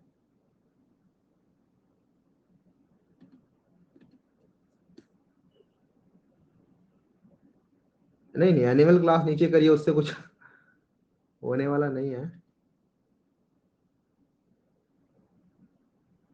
कवरेज में जब टेस्ट केसेस रन नहीं हो रहे तो कवरेज क्या खाक। कुछ भी अच्छा अच्छा नहीं हो रहा है ना, फ्लो टूट रहा है छोटी छोटी चीजों में। मेन क्लासेस के लाइन नंबर 16 में, 16 में कैसे दिक्कत आ सकती है भाई। A1 हमने बनाया है, A1 ये रहा, और A1 इसी क्लास के अंदर एक्सेस कर पा रहे हैं हम, तो कोई दिक्कत भी नहीं होनी चाहिए। क्लासेस, क्लास डे नहीं है आज। नहीं, एक्सेस मॉडिफायर लगाने की जरूरत नहीं है, बिकॉज पब्लिक हम तब लगाते हैं जब हम इसे किसी और क्लास से उठा के ला रहे होते, राइट। सेम क्लास के अंदर कोई पब्लिक वगैरह लगाने की जरूरत नहीं है। यहाँ पर कुछ इंटरनल ही इशू आ रहा है, जो कि कुछ अजीब सा इशू है। पब्लिक क्लास के अगर नीचे हम लगा दें इसे, तब भी कुछ अभी भी नहीं चल रहा। देखो no such field error lags कह रहा, लैग्स नाम से कोई फील्ड ही नहीं है, क्योंकि हमने यहाँ पे बना रखा है लैग नाम से field.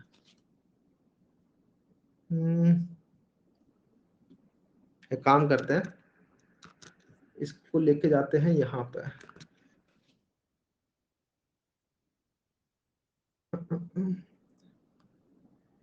occurs when specified doesn't exist, नहीं भैया हमारा एग्जिस्ट करता है, इट इज कमेंट। ये अच्छे से नहीं समझाया।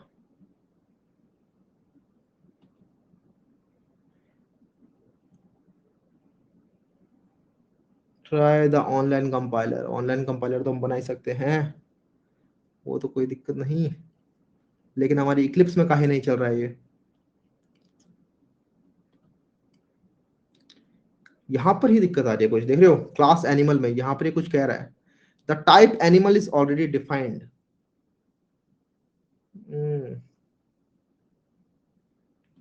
सेव करें, सेव दोबारा से।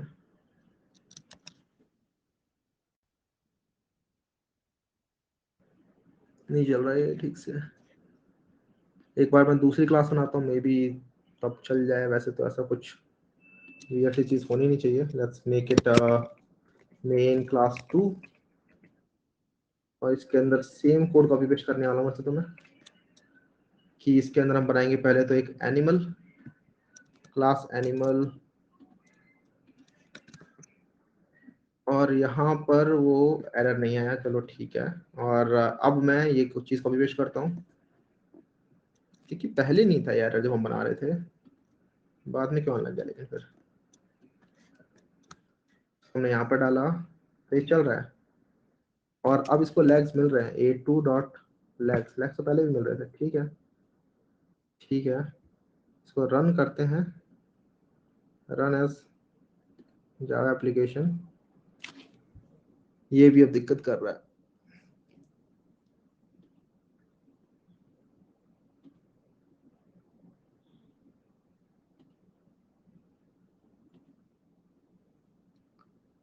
चेंज क्लास नेम, उससे कुछ नहीं होगा। सेमीकोलन लगे हुए हैं सारे। एक काम करते हैं, इस पूरे कोड को उठा के ले आता हूं मैं कहीं और। ऑनलाइन जावा आईडीई, तो सबसे बढ़िया मेरे को लगती है प्रोग्राम इसकी। चलो हाँ, चला के देखते हैं।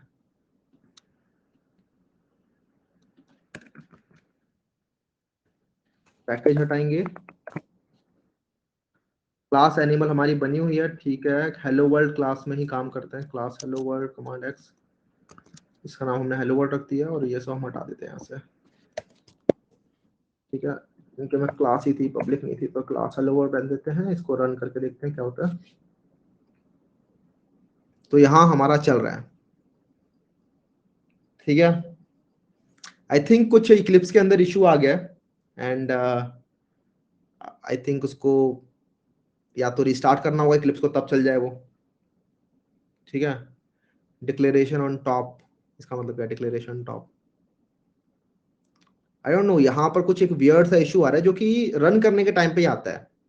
मतलब ये कोड अगर हम पहले लिख देते हैं और उसके बाद हम तब हम देखते हैं तो कुछ भी एरर नहीं होता है, लेकिन जैसे ही इसको हम रन करते हैं उसके बाद कुछ इश्यू आ जाता है इसके अंदर। कोई नहीं, कोई नहीं, हमें यहाँ पर समझ में आ रहा है, यहाँ समझ में आ रहा है, यहाँ कुछ दिक्कत नहीं, सब कुछ वही लिखा है मैंने। एक बार जरा दोबारा समझ लेते हैं हो क्या रहा है यहाँ पर, ठीक है। तो हमने क्लास बनाई, क्लास एनिमल, उसके अंदर कुछ प्रॉपर्टी डिफाइन करी, कुछ लेग्स और उसका नाम। उसके बाद हमने एनिमल के कुछ ऑब्जेक्ट्स बनाए, एक ऑब्जेक्ट बनाया A1, एक ऑब्जेक्ट बनाया A2। और बनाने का तरीका क्या होता है ऑब्जेक्ट्स का, ये न्यू कीवर्ड का यूज करके, न्यू कीवर्ड लगा के आप लोग पहले लिखते हो क्लास का नाम, उसके बाद उस क्लास के वेरिएबल का नाम क्या रखने वाले हो वो लिखते हो, इक्वल्स टू न्यू, और उसके बाद फिर क्लास का नाम लगा के ये ओपनिंग एंड क्लोजिंग ब्रैकेट्स, इसे हम कहते हैं कंस्ट्रक्टर। जो कि हम देखेंगे अभी इस क्लास में कि कंस्ट्रक्टर क्या होता है। ये होता है बेसिकली कंस्ट्रक्टर। ये हमारा एक नया ऑब्जेक्ट बनाने का काम है, ठीक है। इसने एक नया ऑब्जेक्ट क्रिएट किया A1 नाम से। अगला हमने बनाया A2। उसके बाद हमने A1 की प्रॉपर्टीज को डिफाइन कर दिया कि A1 का नेम सिम्बा है, A1 के लेग्स 4 हैं। सिमिलरली हमने A2 के लिए भी डिफाइन कर दिया A2 का नेम क्या है और A2 के लेग्स कितने हैं। उसके बाद जब हम इसे प्रिंट कर रहे हैं तो हम चीजें प्रिंट कैसे कर पा रहे हैं, एक्सेस कैसे कर पा रहे हैं कि A1 डॉट नेम, तो हमारे हमें पता है कि मेमोरी के अंदर A1 कहीं पर रखा होगा। उस A1 में जाओ और उस A1 वाली मेमोरी के अंदर उसका नेम क्या है वो उठा के लाओ।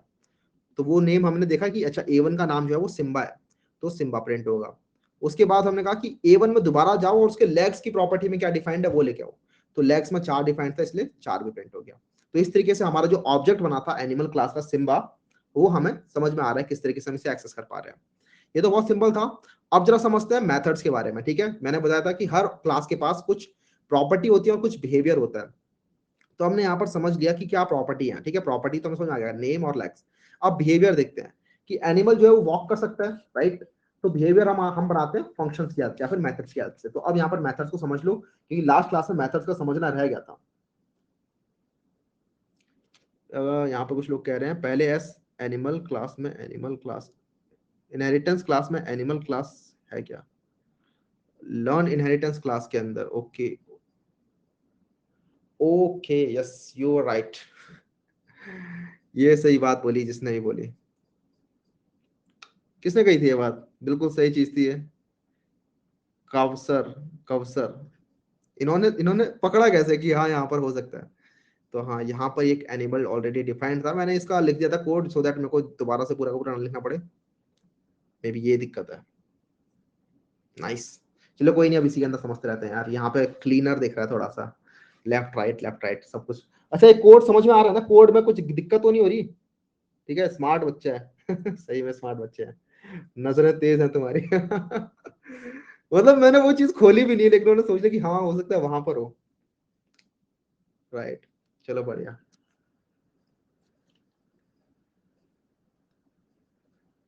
भैया ये वाला आईडी यूज करो, ठीक है भाई, ये वाला आईडी यूज कर लेंगे। इसके अंदर कुछ लोग कह रहे हैं फॉन्ट बढ़ा दो, फॉन्ट बढ़ाने का स्कोप है क्या इधर, कौन बनाने के लिए, तो फिर मैं ये करूँगा, ठीक है।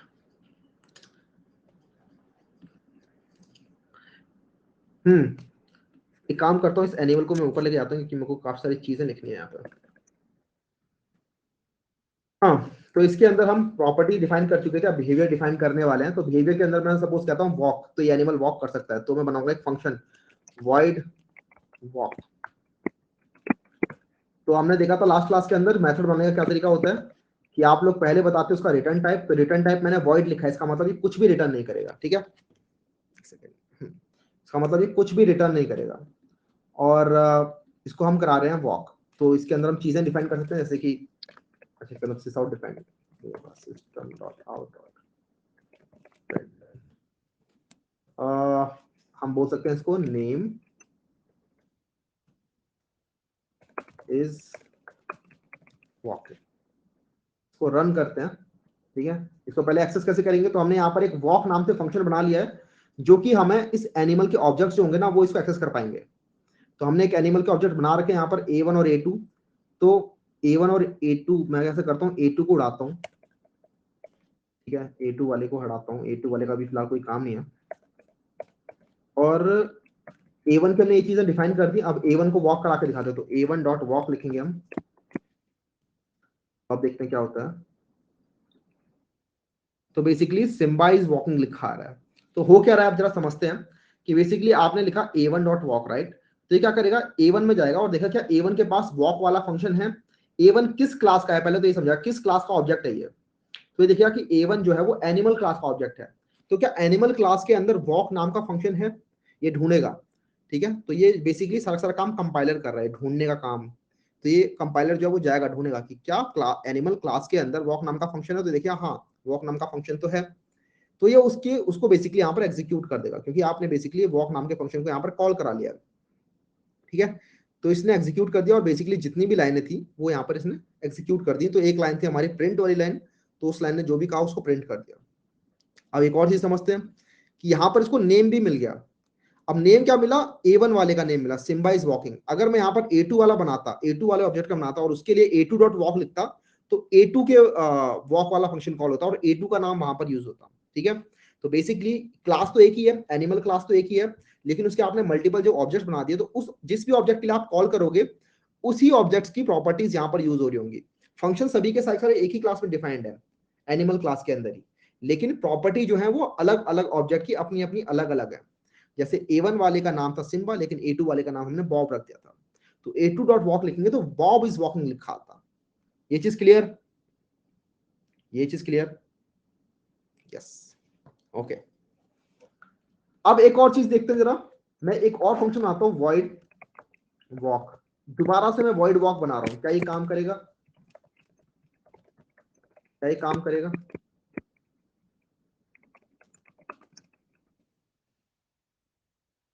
लोग कुछ कह रहे हैं नो, कुछ लोग कह रहे हैं यस, कुछ लोग कह रहे हैं ओवरराइडिंग हो रही है, लेकिन यहां पर ये काम नहीं करेगा, ठीक है। आप सेम सिग्नेचर के सेम नाम वाले फंक्शन नहीं बना सकते हो, ठीक है। यहां पर मैंने क्या किया, वॉक नाम के दो फंक्शन बना दिए सेम टू सेम। आप बोलोगे भैया दो नाम की सेम चीज आप बना रहे हो, कैसे काम करेगा, ये तो काम ही नहीं करेगा। बिल्कुल सही बात है, ऐसे काम नहीं करेगा। लेकिन अगर आप यहां पर एक चीज कर देते हो कि इस वाले वॉक फंक्शन के अंदर एक एक्स्ट्रा पैरामीटर पास कर देते हैं, ठीक है। इसके अंदर, क्योंकि फंक्शंस के अंदर आप पैरामीटर्स भी पास कर सकते हो। हमने देखा था लास्ट क्लास में कि जब हम एवरेज ले रहे थे दो नंबर्स का, तो ए और बी पास कर रहे थे, राइट। यहाँ पर मैं सपोज करो स्टेप्स पास कर देता हूँ, ठीक है, इंट बेसिकली मैंने स्टेप्स पास कर दिए। तो क्या अब ये काम करेगा, हाँ अब ये काम करेगा, बिल्कुल अब ये काम करेगा। अब ये क्यों काम कर रहा है, क्योंकि माना कि दो फंक्शन है सेम नाम के, लेकिन इनके सिग्नेचर डिफरेंट है। सिग्नेचर डिफरेंट मतलब पैरामीटर्स डिफरेंट है, ठीक है। जो दो फंक्शंस के पैरामीटर्स डिफरेंट होंगे, या तो डिफरेंट नंबर्स ऑफ पैरामीटर्स हों या फिर डिफरेंट टाइप ऑफ पैरामीटर्स हों, तो आप इस तरीके से दो डिफरेंट फंक्शंस भी बना सकते हो, ठीक है। इस चीज को हम ओवरराइडिंग नहीं कहते, कुछ लोग कह रहे थे मेथड ओवरराइडिंग, लेकिन इसको हम कहते हैं, कुछ लोगों ने सही कहा, मेथड ओवरलोडिंग। इस चीज को जावा के अंदर कहते हैं मेथड ओवरलोडिंग, ठीक है। तो आपने यहाँ पर एक स्टेप्स नाम से बनाया, एक यहाँ पर प्रिंट एलन नाम से बनाया, मतलब एक नॉर्मल बनाया बिना किसी स्टेप्स के, दोनों ही काम करेंगे। और इस चीज को हम कहते हैं मेथड ओवरलोडिंग, जब आप सेम नाम के फंक्शन डिफाइन कर देते हो विद डिफरेंट पैरामीटर्स। अब इसके अंदर हम कुछ डिफरेंट बिहेवियर बना सकते हैं कि जैसे कि एनिमल वॉक इतने स्टेप्स स्टेप्स स्टेप्स, राइट। तो हमारा पता कैसे चलेगा कि ये वाला फंक्शन कॉल कराना है कि नीचे वाला फंक्शन कॉल कराना है? तो बेसिकली अगर आपने कभी भी कॉल कराते टाइम अगर इसके अंदर ये वाला पैरामीटर पास कर दिया, इंट पास कर दिया, तब अपने आप ही बाय डिफॉल्ट नीचे वाला कॉल हो जाएगा। अगर पास नहीं किया तो ऊपर वाला कॉल होगा, ठीक है। तो एक बार मैं ऊपर वाले को तो ऐसे ही कॉल कराता हूँ, नीचे वाले को कॉल कराते टाइम मैं इसके अंदर 5 डाल देता हूँ। तो ऊपर वाले के अंदर तो क्योंकि कोई पैरामीटर पास नहीं हुआ, तो जो फंक्शन था जिसमें कोई पैरामीटर नहीं ले रहा था वो कॉल होगा। नीचे वाले के केस में नीचे वाला कॉल हो जाएगा जिसके अंदर पैरामीटर पास कर रखा है। रन करके देखते हैं क्या ये बात सही है कि नहीं है, क्या हम ये चीज कर सकते हैं कि नहीं कर सकते। तो यहाँ पर आप देख रहे हो प्रिंट एलन लिखा था, फिर भी न्यू लाइन नहीं बन के आई। मे बी इस आईडी का कुछ प्रकोप है ये। तो यहाँ पर देखो सिम्बा इज वॉकिंग है, उसके बाद एनिमल वॉक 5 स्टेप्स है, ठीक है। कोई दिक्कत इस चीज में? पब्लिक स्टैटिक वॉक क्यों नहीं लिखा? पब्लिक स्टैटिक, तो बेसिकली यार पब्लिक और स्टैटिक का ना अभी हम समझेंगे। मतलब मैंने स्टैटिक कीवर्ड भी बता रखा है इसी क्लास के अंदर क्या होता है, और पब्लिक कीवर्ड क्या होता है वो भी समझा रखा है। नो क्या कह रहे हो, समझ में आया?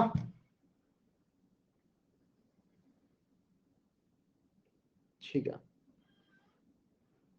ओके ओके, ठीक है।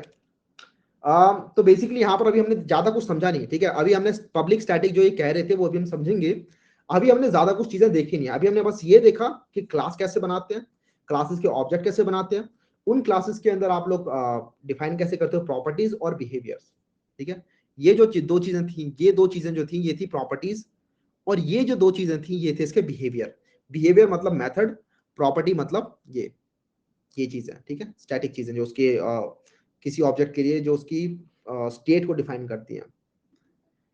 तो इस तरीके से हमने देखा प्रॉपर्टी और बिहेवियर। अब जरा कुछ और चीज समझ लेते हैं। अगला जो टॉपिक है वो है मेथड ओवरलोडिंग का ही। तो मेथड ओवरलोडिंग में आपको सिखा रहा था, मेथड ओवरलोडिंग समझते हैं, एक बार इधर आते हैं। राइट, मेथड ओवरलोडिंग मैंने वैसे आपको अभी बता भी दिया। इन जावा 2 और मोर मेथड्स में have the same name if they differ in parameters. किस तरीके से? डिफरेंट नंबर ऑफ पैरामीटर्स, या डिफरेंट टाइप ऑफ पैरामीटर्स, या फिर both. These methods are called overloaded methods and this feature is called method overloading। जैसे यहां पर देखो, ये फंक्शन नाम जो है ये आपका मल्टीपल टाइम डिफाइंड हो रखा है, ठीक है।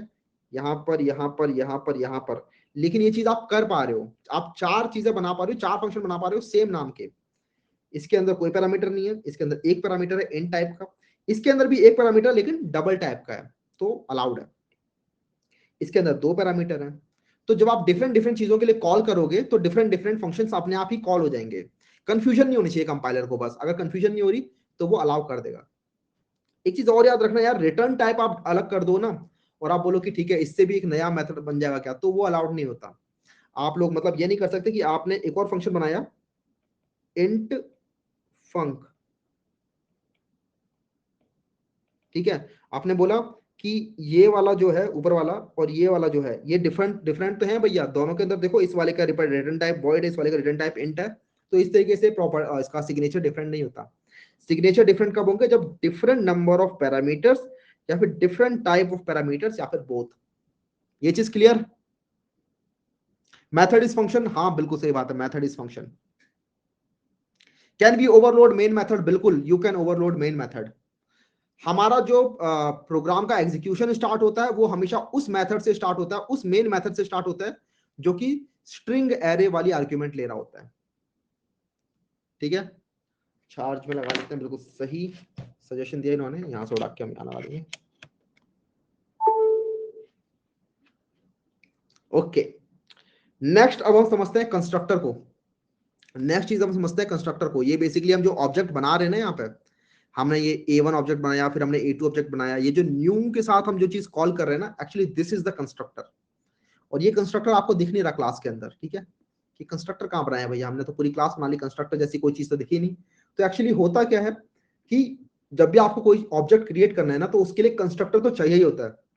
लेकिन यहां पर आपको दिख रहा है कोई कंस्ट्रक्टर ही डिफाइन नहीं था, तो ऐसा हो कैसे पा रहा है? ऐसा हो कैसे पा रहा है? डार्क मोड क्यों करना है भाई? वैसे कर सकते हैं, यहाँ पर है। Is this better? Is this better?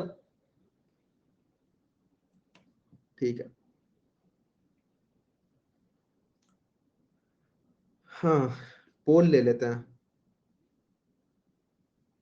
पोल ले लेते हैं, पोल लेने में मजा आता है। डार्क मोड रखना है तो ट्रू रख देना, ठीक है। अगर यही रखना है तो रख देना ट्रू, अदरवाइज रख देना फॉल्स, ठीक है। क्या डार्क मोड रखना है हमें? ट्रू का मतलब डार्क मोड रखना है हमें। हाँ, वहां पोल मिल रहा है, वहां पे लिखो, कमेंट में मत लिखो। जो जीतेगा वही रख दिया जाएगा। 45 सेकंड का है, जब तक कंस्ट्रक्टर के बारे में बात कर लेते हैं, थोड़ी सी छुपा देते हैं। कंस्ट्रक्टर के बारे में बात कर लेते हैं यहाँ पर थोड़ी सी। तो कंस्ट्रक्टर बेसिकली ऑब्जेक्ट्स क्रिएट करने का काम में आता है। न्यू के बाद जब हम जो चीज लिखते हैं वो कंस्ट्रक्टर होता है। कंस्ट्रक्टर फंक्शन की तरह ही इनका सिंटैक्स होता है। जैसे हमने फंक्शन या मेथड देखे, उन्हीं की तरह इनका भी सिंटैक्स रहता है। बेसिकली इनका बस रिटर्न टाइप नहीं होता, और इनका जो नाम होता है वो क्लास के नाम के बराबर होता है। ओके, यहाँ पे लिखा है मैंने, constructor in Java is similar to a method that is invoked when object of class is created. Let's see, 69% लोग कह रहे हैं ट्रू, मतलब उनको रखना है डार्क मोड, तो हमारा डार्क मोड रखा जाएगा। आप लोग मुझे ब्लेम नहीं कर सकते बिकॉज आप लोगों ने कहा। ठीक है।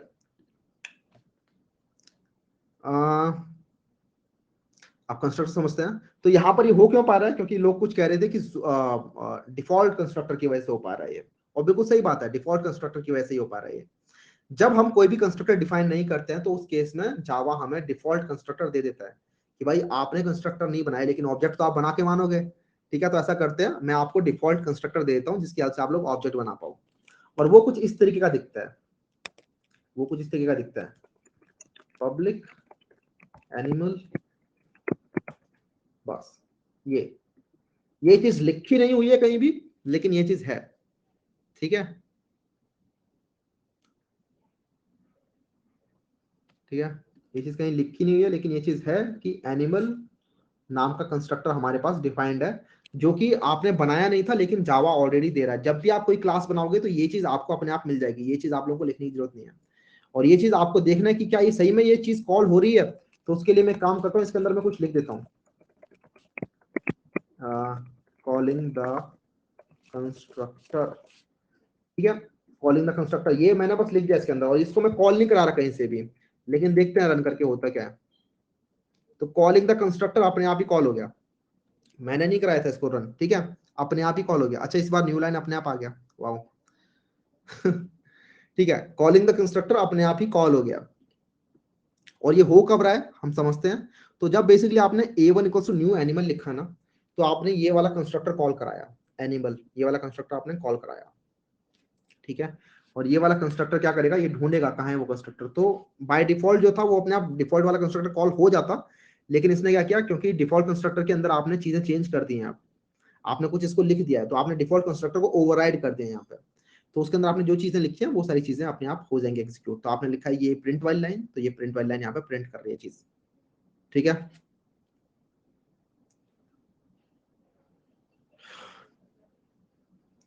क्या इस डिफॉल्ट कंस्ट्रक्टर के अंदर कोई दिक्कत? नो।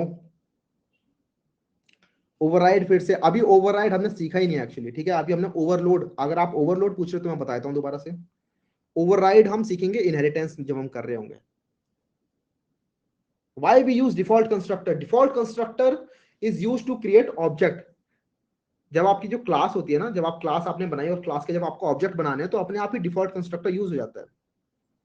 और कंस्ट्रक्टर की जो सिंटैक्स होता है वो बिल्कुल फंक्शन की तरह होता है। जैसे आप देख रहे हो ये वॉक फंक्शन था, इसकी जैसे ही आपको सिंटैक्स रखना है, आप देख रहे हो बिल्कुल वैसे सिंटैक्स है कि आपने इसके बाद 2 पैरेंथेसिस लगाए, उसके बाद आपने जो भी चीजें लिखी वो एग्जीक्यूट होंगी। बस एक डिफरेंस होता है कि जो फंक्शन होते हैं उनके अंदर रिटर्न टाइप होता है कुछ, लेकिन कंस्ट्रक्टर के अंदर आप लोगों को रिटर्न टाइप नहीं लिखना होता। ठीक है, दूसरी चीज, इसका जो नाम होगा कंस्ट्रक्टर का, वो क्लास के नाम के बराबर होना चाहिए। तो क्लास का नाम एनिमल है, तो उसी नाम का हम बना सकते हैं, तो वो होता है कंस्ट्रक्टर। क्लास को क्रिएट करने वाला एक क्लास को क्रिएट करने के लिए हमें कंस्ट्रक्टर की जरूरत होती है। आप चाहो तो कंस्ट्रक्टर को भी ओवरलोड कर सकते हो। ठीक है, आप चाहो तो एक और कंस्ट्रक्टर बना सकते हो सेम नाम से। मतलब नाम तो कंस्ट्रक्टर का क्लास के नाम के बराबर ही होगा, तो एक और बना सकते हैं। और इसके अंदर आप पास कर सकते हो let's say name, string name, नाम नहीं लिखते हैं, आप लिखता हूं कि न्यू नेम। और अब इस नेम की हेल्प से आप लोग चीजें कर सकते हो कुछ कुछ, जैसे कि आप चाहो तो यहाँ पर प्रिंट कर सकते हो कि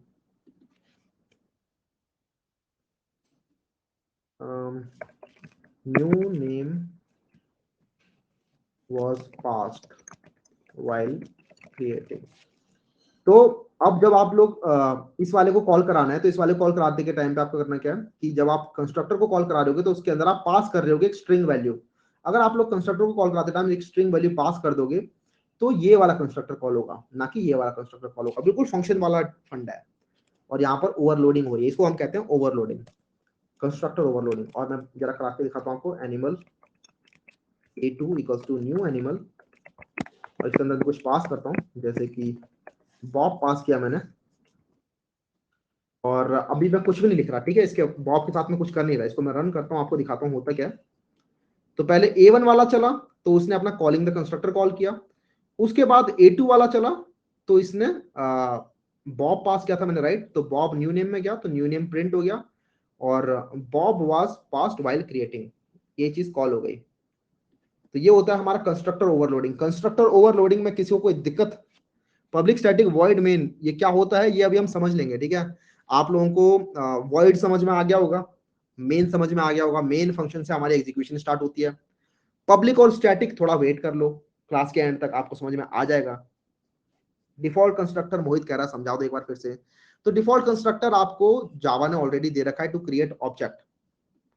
ये होता है डिफॉल्ट कंस्ट्रक्टर, जिसके अंदर आपने कोई भी पैरामीटर पास नहीं किया। जब आपने कोई भी पैरामीटर पास नहीं किया तो वो होता है हमारा डिफॉल्ट कंस्ट्रक्टर। और ये जावा के अंदर इस तरीके से मिलता है आपको, ये चीज आप लोगों को मिलती है। मतलब आप ये चीज नहीं भी लिखोगे ना तभी भी आपका कोड काम करेगा।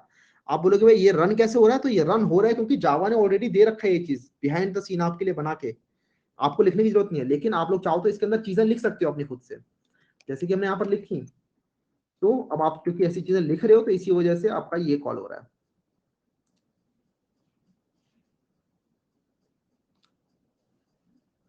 यूज क्यों करते हैं कंस्ट्रक्टर? हम कंस्ट्रक्टर यूज करते हैं क्योंकि हमें ऑब्जेक्ट्स क्रिएट करने होते हैं। आपने ये A1 बनाया, A2 बनाया, इनको बनाने के लिए हमें कंस्ट्रक्टर की जरूरत होती है, ठीक है। अगर आप क्लासेस के ऑब्जेक्ट्स ही नहीं बना पाओगे तो आप लोग ऑब्जेक्ट ओरिएंटेड प्रोग्रामिंग कर ही नहीं पाओगे। क्लासेस के हमेशा हमें ऑब्जेक्ट्स बनाने होते हैं, और ऑब्जेक्ट्स बनाने के लिए हमें कंस्ट्रक्टर की जरूरत होती है, इसीलिए हम कंस्ट्रक्टर यूज करते हैं। What is the default value, return value of Java class? Java class कुछ रिटर्न नहीं करती। रिटर्न जो करते हैं वो हमेशा फंक्शन रिटर्न कर रहे होते हैं, ठीक है। क्लासेस कभी भी कुछ रिटर्न नहीं करती हैं, रिटर्न टाइप हमेशा फंक्शन लिखते हैं। और जैसे वॉक फंक्शन है तो इसका रिटर्न टाइप आपने यहाँ पे वॉइड डिफाइन किया हुआ है। कंस्ट्रक्टर वर्सेस मेथड, तो कंस्ट्रक्टर आप लोगों के ऑब्जेक्ट्स क्रिएट करने के टाइम काम में आते हैं। मेथड बेसिकली किसी भी फंक्शन की किसी भी क्लास के अंदर आप लोगों को बिहेवियर डिफाइन करना है, उसके काम में आते हैं बस। न्यू लाइन क्यों नहीं आ रहा? मे बी इसके अंदर कुछ इशू है यार, कभी कभी अपने आप आ जाता है, कभी कभी नहीं आ रहा है। जैसे इस बार देखो आ गया, ठीक है, इस बार अपने आप आ गया। कंस्ट्रक्टर पब्लिक क्यों? क्योंकि कंस्ट्रक्टर पब्लिक अगर आप नहीं बनाओगे तो बाहर की क्लासेस से आप इसे एक्सेस नहीं कर पाओगे। मतलब यहाँ तो आप एक्सेस कर पाओगे क्योंकि सेम फाइल है, मतलब यहाँ पे नहीं भी लिखोगे आप पब्लिक तो भी काम करना चाहिए। लेकिन अगर आप लोगों को बाहर की क्लासेस से इसे एक्सेस कराना है तो पब्लिक उसके लिए लिखते हैं। मतलब पब्लिक नहीं भी लिखोगे तो भी यहाँ तो काम करेगा, क्योंकि ये फाइल है मेन डॉट जावा। यहाँ पे इस फाइल का नाम है मेन डॉट जावा, तो इस फाइल के अंदर काम करेगा। पब्लिक, प्रोटेक्टेड, प्राइवेट, ये सब अभी हम समझेंगे आगे, ठीक है। What if we keep both for A1? यार देखो ये कुछ चीजें ना आप लोगों के प्रैक्टिस के लिए भी होती है। मतलब आप लोग साइड बाय साइड लैपटॉप चला के बैठे रहो, खुद भी ट्राई करो। अगर मैंने दोनों का नाम A1 रखा तो क्या होगा? ऑब्वियसली नहीं चलेगा वो। क्यों नहीं चलेगा? क्योंकि मैंने बताया था कि जब भी आप लोग वेरिएबल नेम डिफाइन कर रहे होते हो मेमोरी के अंदर, तो आप लोग सेम नाम के दो लोग नहीं रख सकते। एक घर में सेम नाम के दो लोग रख लिए तो मम्मी कॉल करेंगी तो दोनों कंफ्यूज हो जाएंगे कि कौन से वाले को बुलाया गया है, ठीक है। एम्बिग्यूटी हो जाएगा, बिल्कुल सही बात है। अच्छा, तो हमने कंस्ट्रक्टर देख लिए, हमें कंस्ट्रक्टर के बारे में सब पता चल गया। अगला हम देखते हैं, अगला टॉपिक हम समझते हैं विच इज स्टैटिक कीवर्ड, जो कि काफी देर से काफी लोग समझना चाह रहे थे कि भैया ये पब्लिक स्टैटिक वॉइड मेन क्यों लिखते हैं। तो वॉइड मेन तो समझ में आ गया। स्टैटिक भी समझा दो, फिर बाद में पब्लिक भी समझा देना, ठीक है। तो स्टैटिक कीवर्ड का काम क्या होता है? स्टैटिक कीवर्ड का काम होता है तब जब आप लोगों को क्लासेस के ऑब्जेक्ट नहीं बना दें, बिना ऑब्जेक्ट बनाए आपको क्लासेस की चीजों को रेफरेंस करना है, ठीक है।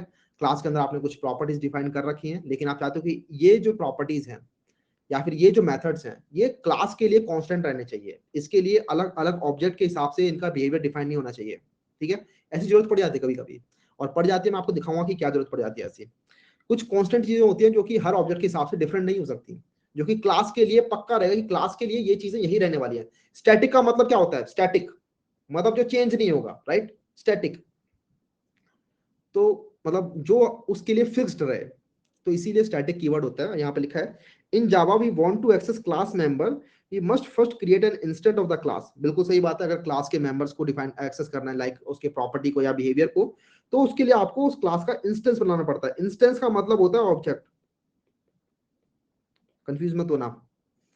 But there will be a situation where we want to access class member without creating any variable. तो उस केस में इन दो situation we use static keyword in Java. If we want to access class member without creating an instance of the class, we need to declare the class member static. अगर आप लोगों को कुछ क्लास मेंबर्स को access करना है, class members मतलब variables जो आप डिफाइन करते हो, मतलब प्रॉपर्टीज और बिहेवियर, उनको हम क्लास मेंबर्स कहते हैं, उनको क्लास मेंबर कहते हैं।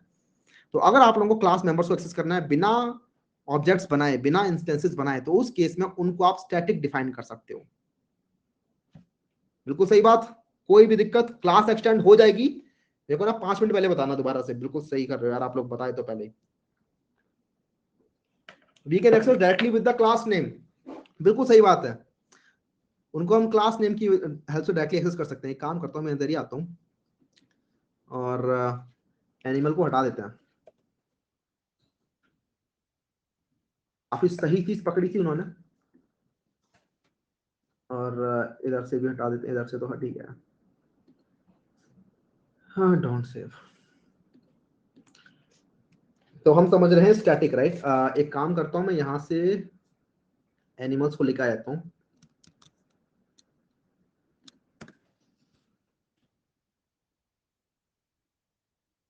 अरे एनिमल्स को लेके आ गया तो दिक्कत ही जाएगी। एक काम करते हैं, कुछ और मानते हैं, क्लास पर्सन, और इसके अंदर मैं नाम डिफाइन कर देता हूँ। कुछ स्ट्रिंग नेम होगा हर पर्सन के पास, और इंट एज होगी।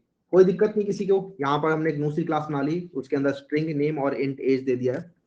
और इसके अंदर मैं क्या करता हूँ ना, इसका एक कंस्ट्रक्टर बनाता हूँ। तो डिफॉल्ट कंस्ट्रक्टर ही जो होता है, मैं उसी के अंदर चेंजेस कर लेता हूँ कुछ, public person, this is the default constructor, right. इसके अंदर मैं कुछ चेंजेस करूंगा, और चेंजेस क्या होंगे पहले तो मैं लिख लेता हूँ इसके अंदर एक चीज कि पर्सन इज बीइंग क्रिएटेड। जब हमारा पर्सन क्रिएट हो रहा हो ना, तो उस टाइम पर हम एक और चीज करना चाहते हैं, हम देखना चाहते हैं कि किसी क्लास से आप लोगों ने कितने पर्सन बनाए, ठीक है। किसी क्लास से आप लोगों ने कितने पर्सन बनाए। तो सपोज करो एक भगवान है हमारे, जिनके पास पर्सन बनाने की मशीन है, ठीक है। भगवान पर्सन बनाए जा रहे हैं, बनाए जा रहे हैं, बनाए जा रहे हैं। अब तो ये जो क्लास की जो एक्सेस है, ऊपर वाली क्लास की जो एक्सेस है, ये तो भगवान के हाथ में, राइट। लेकिन जो डिफरेंट डिफरेंट पर्सन बन रहे हैं, वो अलग अलग पर्सन हैं। तो भगवान चाहते हैं ये जानना कि कितने पर्सन बन गए। तो इस चीज की एक्सेस हर इंसान के पास नहीं होनी चाहिए, इस चीज की एक्सेस भगवान के पास ही होनी चाहिए, राइट। भगवान ही देख सकते हैं वो चीज। तो ये वाली जो चीज है, ये वाली चीज किसी ऑब्जेक्ट के लिए नहीं हो सकती, ये वाली चीज जो होगी वो क्लास के लिए होगी। तो इसीलिए यहां पर इंट काउंट जो होगा, काउंट, ये जो काउंट होगा ये किसी पर्सन के लिए डिफाइन नहीं हो सकता, ये वाला चीज जो होगा वो किसी क्लास के लिए ही डिफाइंड रहेगा। तो उसके लिए हम से स्टैटिक डिफाइन कर देंगे। ये जो चीज है काउंट, ये इस पर्सन क्लास के लिए है, ना कि पर्सन क्लास के डिफरेंट डिफरेंट ऑब्जेक्ट्स के लिए, राम श्याम के लिए आप डिफाइन करो, ऐसा नहीं है। ये पर्सन क्लास के लिए ही है। और इसको अगर आप लोगों को एक्सेस करना है, तो इसको आप एक्सेस ऐसे कर सकते हो, बिना पर्सन का ऑब्जेक्ट बनाए, पर्सन डॉट काउंट, सीधा एक्सेस हो जाएगा, ठीक है। दिक्कत क्या आ रही है? सिंटेक्स एरर, हाँ ठीक है, वो तो हम डाल देंगे। इस तरीके से सीधा एक्सेस हम कर सकते हैं, ठीक है। और इसको हम प्रिंट करा सकते हैं, sysout पर्सन डॉट काउंट। क्या प्रिंट होगा? क्या प्रिंट होगा? 0 कह रहे हैं लोग, तो बिल्कुल सही कह रहे हैं जो भी कह रहे हैं, बस चल जाइए, ठीक है। 0 प्रिंट हो रहा है। 0 का प्रिंट हो रहा है क्योंकि जब आपने ऐसे स्टैटिक वेरिएबल बनाया तो इंट की डिफॉल्ट वैल्यू होती है 0। तो काउंट हमारा 0 है। अब ऐसा करते हैं कि हम चाहते हैं जब भी पर्सन क्रिएट हो रहा हो तो हमारा काउंट प्लस प्लस हो जाए, तो मैं आऊंगा और यहाँ लिख दूंगा काउंट प्लस प्लस। ठीक है, इसके अंदर मैंने डिफाइन कर दिया काउंट प्लस प्लस। तो जब भी हमारा पर्सन क्रिएट होगा तो हमारा काउंट प्लस प्लस हो जाएगा। अब बताओ, अब रन करूंगा तो क्या होगा प्रिंट? अब क्या प्रिंट होगा? बिल्कुल सही, 0 प्रिंट होगा। ठीक है, रन किया मैंने, 0 प्रिंट हुआ, क्योंकि ये वाला चीज मैंने अभी तक कॉल थोड़ा ना कराया। ये पर्सन वाली चीज कॉल थोड़ी ना हो रही है अभी। पर्सन वाली चीज कब कॉल होगी? जब हम इसका ऑब्जेक्ट बनाएंगे। तो एक बार ऑब्जेक्ट बनाते हैं जिससे कि हमारा एक कंस्ट्रक्टर कॉल हो। ठीक है, काम करते हैं, इसको यहाँ लिखाते हैं और इसको, ये सही है।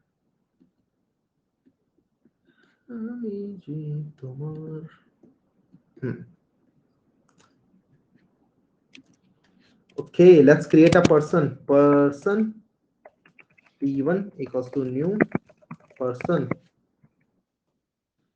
अब बताओ क्या प्रिंट होगा? क्या सिर्फ 1 प्रिंट होगा? नहीं, पहले प्रिंट होगा पर्सन इज बीइंग क्रिएटेड और उसके नीचे प्रिंट होगा 1, है ना?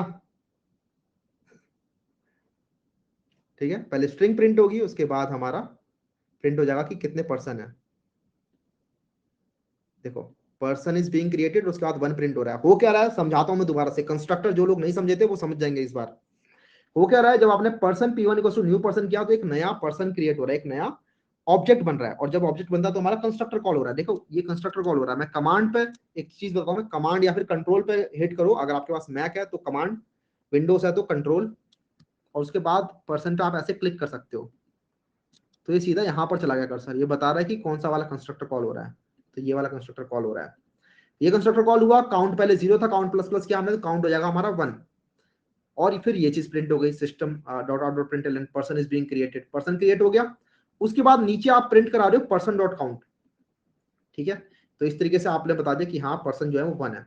एक और पर्सन क्रिएट करते हैं। ठीक है, एक और पर्सन क्रिएट करते हैं p2। अब क्या होगा बताओ? तो अब बेसिकली 2 बार स्ट्रिंग प्रिंट हुई और उसके बाद 2 प्रिंट हो गया। ठीक है, एक चीज और मैं दिखाता हूं, अगर आप इसको p1 डॉट काउंट करोगे तो यहां पर एक्सेस हो पाएगा?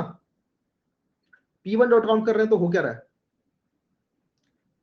मोहित क्यों हंसा?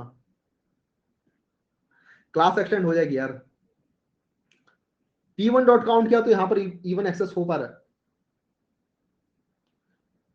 थोड़ा रिपीट प्लीज। स्टैटिक को अभी हम समझेंगे यार एक्चुअली अभी ठीक से। ठीक है, मैं थोड़ा सा और रिपीट कर रहा हूँ। स्टैटिक कीवर्ड बेसिकली काम में आते हैं आप लोगों की, जब भी आप लोगों को क्लास का ऑब्जेक्ट बनाए बिना चीजों को एक्सेस करना है। ठीक है, मेरे को क्लास का ऑब्जेक्ट नहीं बनाना था काउंट निकालने के लिए। मेरे को p1 और p2 बनाने नहीं थे, मैं चाहता था कि ये जो चीज है वो डायरेक्टली एक्सेसिबल हो। इसको समझने का सबसे बढ़िया तरीका ये समझो कि जब भी हम मेन क्लास, जब भी हमें अपना कोड एग्जीक्यूट कराना है, हमें मेन फंक्शन एग्जीक्यूट करना है, राइट? उस टाइम पे हम नहीं चाहते मेन फंक्शन बनाते टाइम हमें इस क्लास का ऑब्जेक्ट बनाना पड़े, तो इसीलिए हमने उसको स्टैटिक बना दिया है। अब समझ में आया क्यों लिखते हैं पब्लिक स्टैटिक वॉइड मेन? अब समझ में आया? हम नहीं चाहते कि मेन क्लास का ऑब्जेक्ट बनाना पड़े, तो ये क्या होता है, अपने आप ही इस मेन क्लास की हेल्प से चल जाता है सीधा कोड हमारा। ठीक है, इसीलिए इसको लगाते हैं स्टैटिक। तो इसके लिए आप लोगों को मेन क्लास का जो मेन फंक्शन है इसको एग्जीक्यूट करने के लिए जावा रन टाइम एनवायरनमेंट को मेन क्लास का ऑब्जेक्ट बनाने की जरूरत नहीं पड़ती, सीधा मेन क्लास डॉट मेन करके वो चला लेता है। ठीक है, स्टैटिक वॉइड मेन लिखते हैं इसी वजह से। नो क्या कह रहे हो?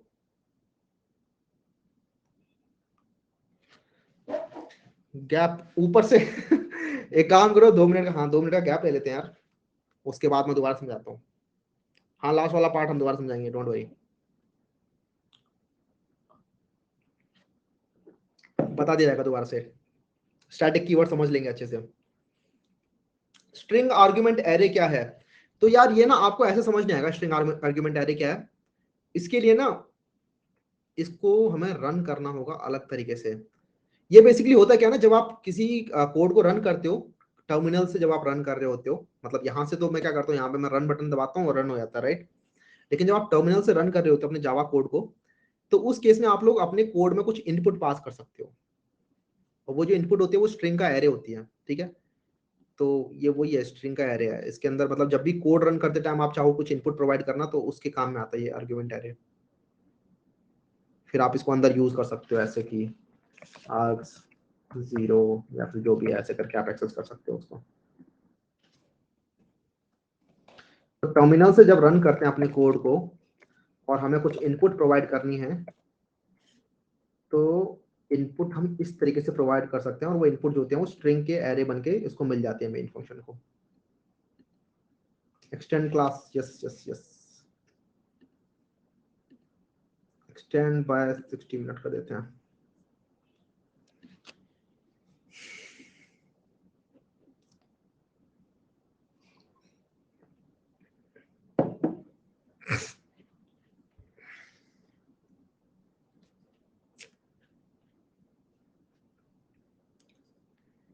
थोड़ा सा वेट कर लो आराम से, कुछ लोग गए होंगे, 2 मिनट में हम स्टार्ट करते हैं।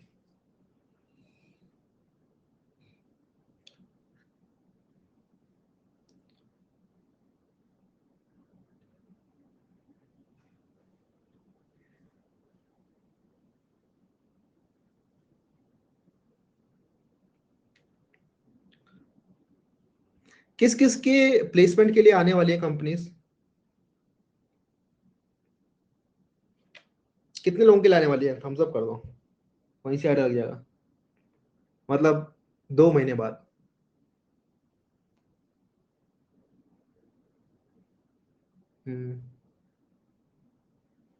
नहीं भी आती है ना तो भी कुछ उसने कहा था ऑफ कैंपस, हाँ ऑफ कैंपस अप्लाई जरूर करना है यार।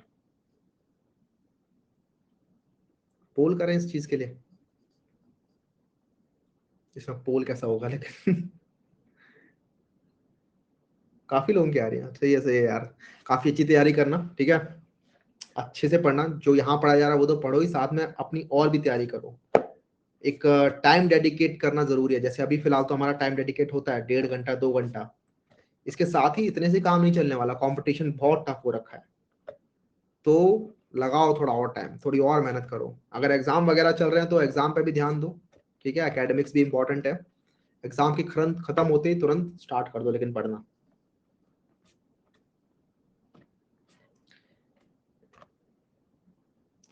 प्रॉब्लम सॉल्विंग हम स्टार्ट कर देंगे थोड़ी देर में, डोंट वरी। अभी तो पहले बेसिक समझ लेते हैं यार, कुछ लोगों को मतलब जावा के बेसिक्स नहीं पता तो वो समझ लेंगे, कुछ लोगों को कोई और लैंग्वेज आती है तो वो समझ रहे हैं, जावा में अडेप्ट कर रहे होंगे वो लोग, ठीक है। लेट्स स्टार्ट अगेन,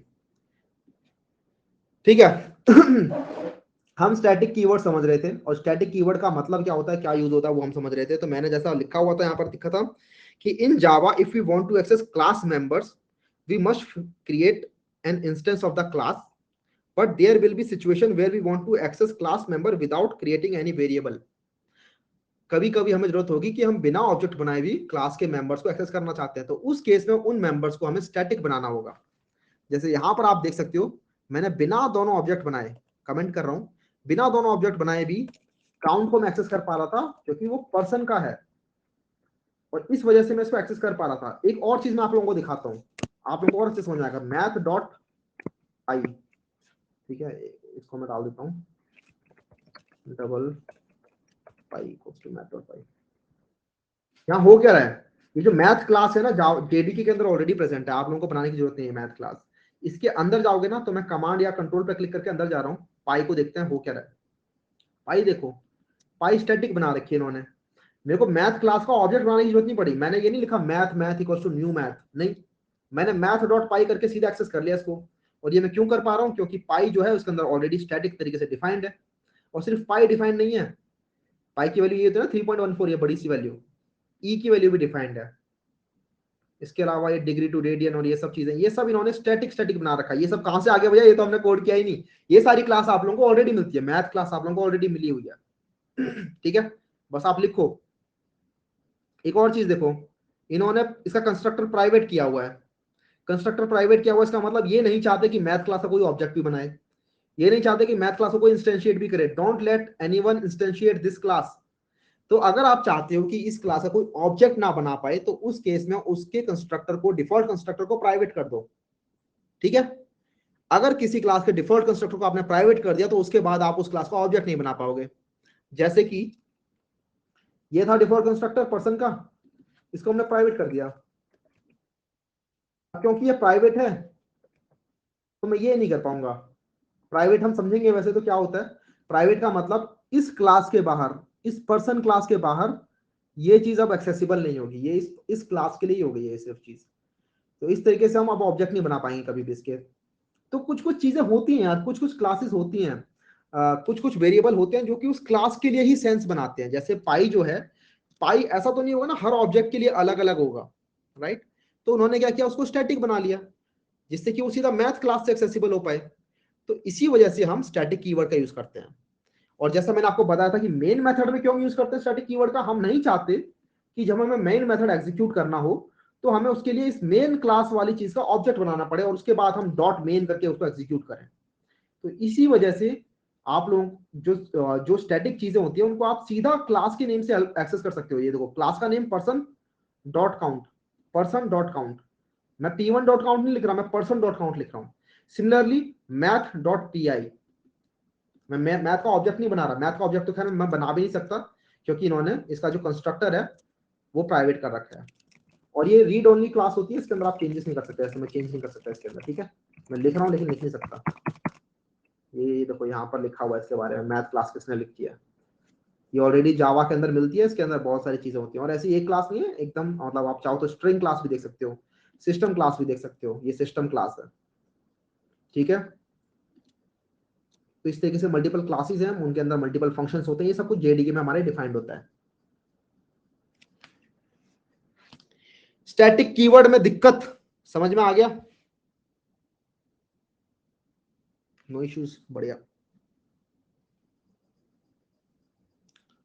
ठीक है ठीक है ठीक है ठीक है ठीक है ठीक है ठीक है। स्टैटिक से आगे बढ़ा जाए, अब दिस कीवर्ड को समझते हैं अब, ठीक है। अगला है हमारा दिस कीवर्ड।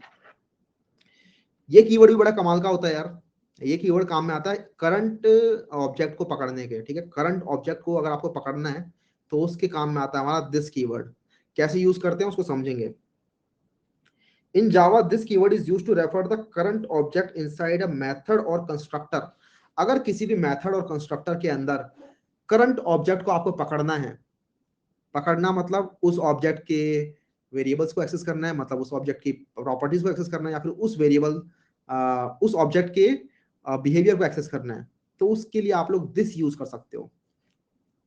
और उसको हम इस तरीके से यूज करते हैं, तीनों को देखेंगे कैसे यूज कर पा रहे हैं तीनों केसेस में। Use this for ambiguity variable names, use this for constructor overloading, use this for passing this as an argument.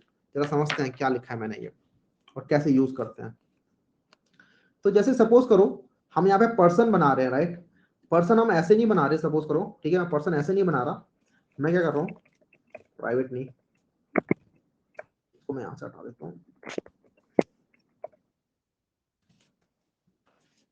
और इस पर्सन के बनाते टाइम मैं इसके अंदर एक नेम पास कर रहा हूँ, स्ट्रिंग नेम, और नेम नहीं न्यू नेम। और इसके अंदर एज ही पास कर देते हैं, जैसे इंट न्यू एज।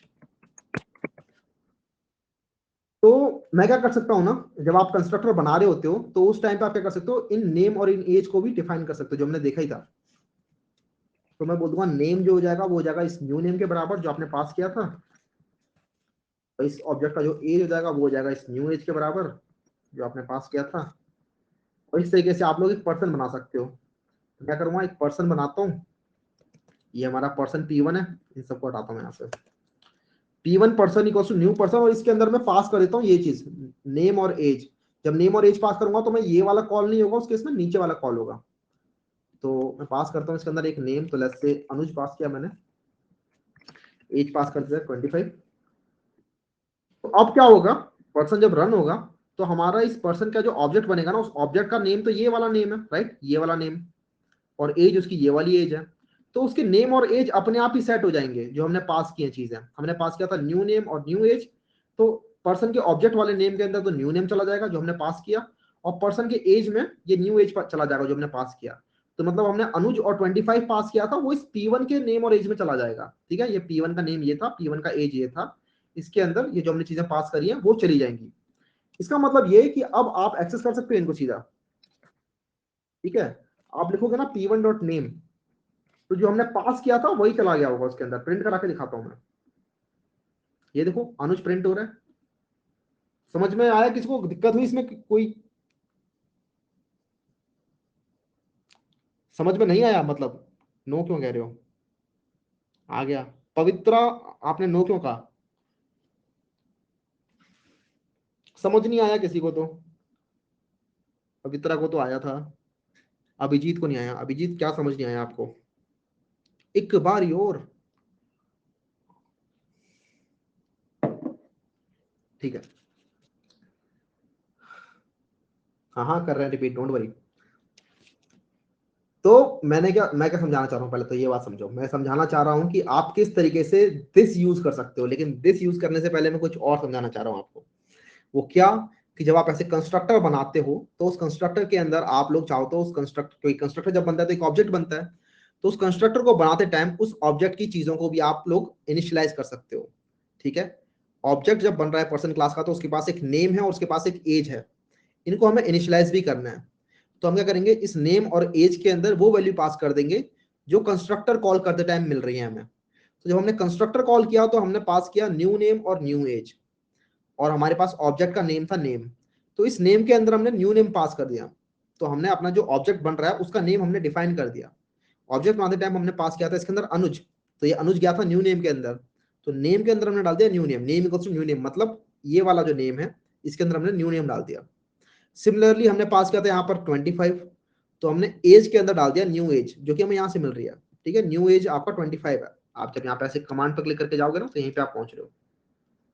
तो न्यू नेम में हमने पास किया था अनुज, न्यू एज हमारा है 25, तो आपने नेम के अंदर डाल दिया अनुज और एज के अंदर डाल दिया आपने 25। तो P1 के जो नेम है और जो एज है वो अपडेट हो चुके हैं अब। ठीक है, P1 नाम का जो ऑब्जेक्ट था उसका नेम और एज अपडेट हो चुका है अब, और उसको आप लोग ऐसे एक्सेस कर सकते हो P1 डॉट नेम। तो आप लोग जब P1 डॉट नेम लिख रहे हो तो आपको ये वाला नेम मिल रहा है। ठीक है, आप लोग इसको, हम पहले कैसे लिख रहे थे, हम पहले कैसे लिख रहे थे, पहले हम ऐसे लिख रहे थे, मैं इसको कमेंट करता हूँ। पहले हम इसको ऐसे लिख रहे थे कि P1 equal to new person बनाया पहले हमने, उसके बाद P1 डॉट नेम लिखा हमने अनुज, और P1 डॉट एज लिखा हमने कुछ 25। पहले हम ये कर रहे थे राइट, कि पहले ऑब्जेक्ट बनाओ उसके बाद उस ऑब्जेक्ट की प्रॉपर्टीज को आप इनिशियलाइज करो। आप ये मत करो ना, आप बार बार ये मत करो। आप चाहो तो एक ही लाइन में ये चीजें कर सकते हो, ये मत करो, ये भी मत करो, आप बस ये चीज करो। इस लाइन को लिखोगे वो इन 3 लाइनों के बराबर है, ये एक लाइन इन 3 लाइनों के बराबर है। ये लाइन जो है ये क्या कर रही है, इनिशियलाइज भी कर रही है और ऑब्जेक्ट भी बना के दे रही है। ठीक है,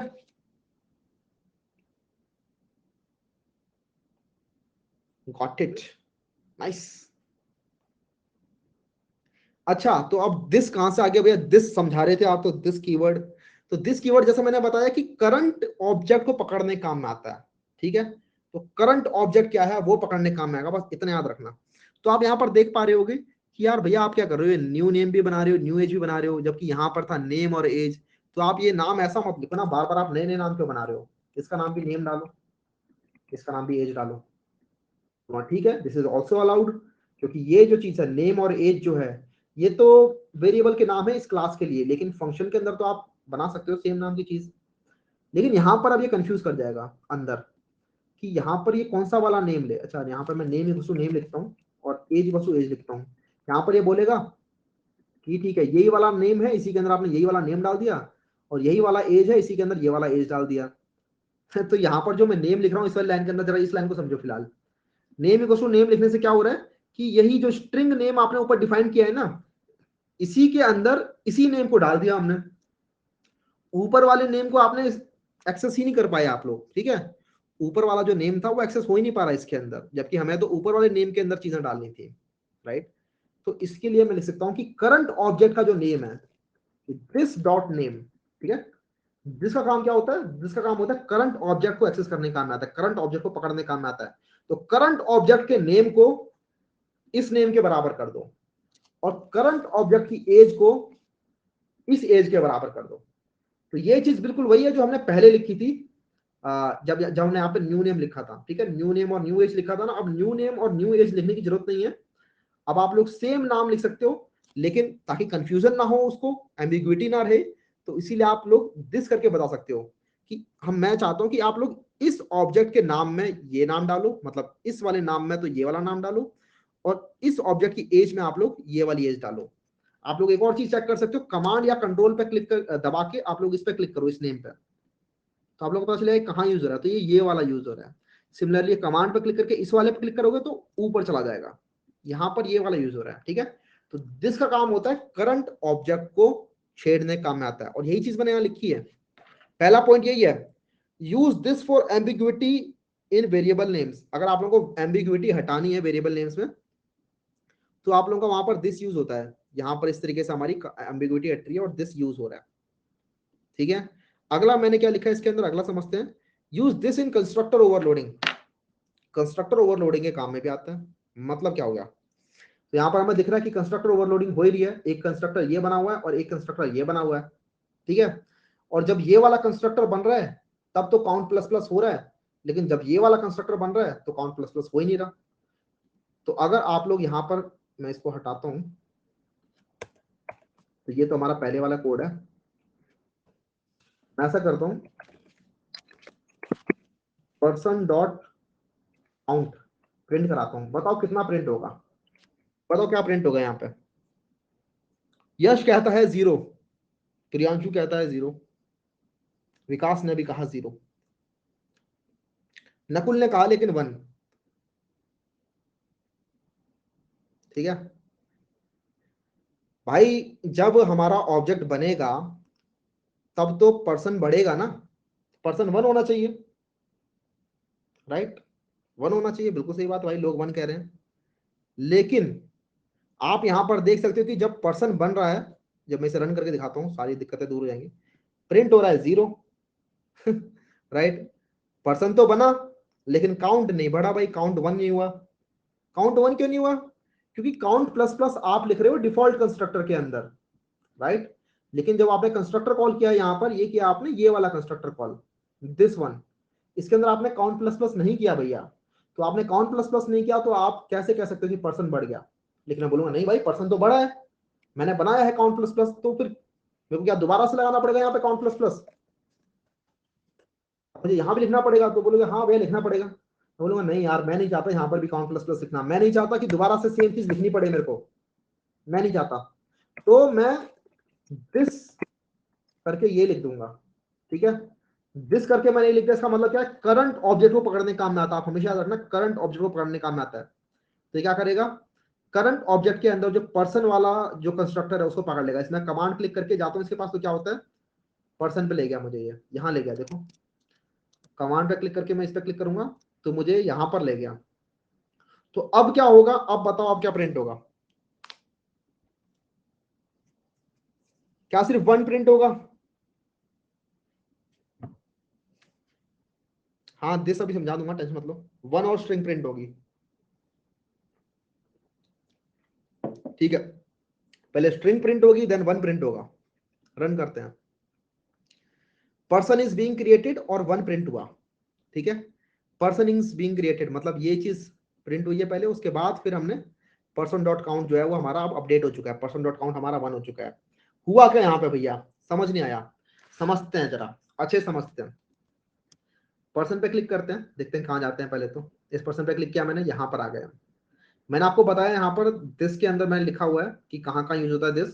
सेकंड चीज है using this in constructor overloading. जब हमारा कंस्ट्रक्टर ओवरलोड होता है तो उस केस में भी हम बता सकते हैं दिस की हेल्प से कि आपको कौन सा वाला कंस्ट्रक्टर कॉल कराना है।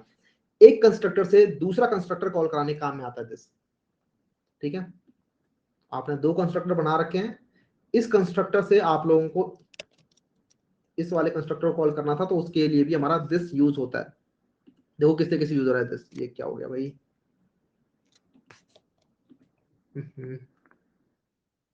एनीवेज, ये रहा कंस्ट्रक्टर हमारा पर्सन नाम का, और इसको मुझे कॉल कराना था इस वाले कंस्ट्रक्टर से। मैं नहीं चाहता था कि मुझे यहाँ पर भी काउंट प्लस प्लस लिखना पड़े और साथ में पर्सन इज बीइंग क्रिएटेड ये भी लिखना पड़े। तो मैं इस कंस्ट्रक्टर से इस वाले कंस्ट्रक्टर कॉल कराने के लिए मैंने दिस लगा के पैरेंथेसिस लगा दिए। अब दिस लगा के पैरेंथेसिस लगाएं तभी ये वाला कॉल हुआ है, राइट। आप चाहो तो इस वाले कंस्ट्रक्टर से नीचे वाला कंस्ट्रक्टर भी कॉल करा सकते हो। वो कैसे कराओगे, दिस लिखो और उसके बाद ब्रैकेट्स में लिख दो नेम, कुछ भी नेम डाल दो, मैं जैसे यहाँ पर डालता हूँ रैंडम कुछ भी, ठीक है। और एज भी मैं यहाँ पे लगा देता हूँ कुछ भी, सपोज करो 200। यहाँ क्या होगा, अच्छा ये चीज अलाउड नहीं होगी क्योंकि रिकर्सिवली होता रहेगा, अब अलाउड होगा। यहाँ क्या हो रहा है कि इस वाले कंस्ट्रक्टर से आप लोग ये वाला कंस्ट्रक्टर कॉल कर पा रहे हो। क्यों? क्योंकि आप देखो, मैं एक बार इस पर क्लिक करके यहाँ जाता हूँ तो नीचे आ गया, मैं देख रहे हो क्या रहा है कि आपने दिस कंस्ट्रक्टर कॉल करना है, इस क्लास का कंस्ट्रक्टर कॉल करना है, कौन सा वाला, जो कि ये दो चीजें ले रहा हूँ, एक स्ट्रिंग ले रहा हूँ और एक इंट ले रहा हूँ, तो वो तो यही वाला कंस्ट्रक्टर है भाई, तो इसलिए इस कंस्ट्रक्टर से आप ये वाला कंस्ट्रक्टर कॉल करा पा रहे हो। सिमिलरली मैं इसको हटाता हूँ यहाँ से, मैं नीचे वाले कंस्ट्रक्टर से ऊपर वाला कंस्ट्रक्टर कॉल करा पा रहा हूँ दिस की हेल्प से। तो दिस इसीलिए काम में आता है मैं, ठीक है, दिस इसीलिए हमारे काम में आता है। सही सही, मजा आया, नॉइस, क्लियर्ड, बढ़िया भाई। अच्छा एक चीज और है इधर, passing this as an argument, this को आप एज एन आर्ग्यूमेंट भी पास कर सकते हो। ये क्या चीज होती है? तो बेसिकली आप चाहो तो एक फंक्शन से दूसरे फंक्शन के अंदर दिस पास कर सकते हो, वो बताएगा कि मैं इस वाले ऑब्जेक्ट को पास करना चाह रहा हूँ। अभी मैं ना दोबारा से बताऊंगा थोड़ा बहुत और, तो वहां पर इलेबोरेट हो जाएगा, डोंट वरी। एक सेकेंड पढ़ लेते हैं थोड़ा।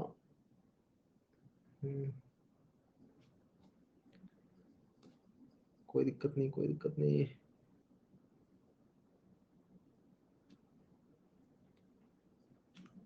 ठीक है,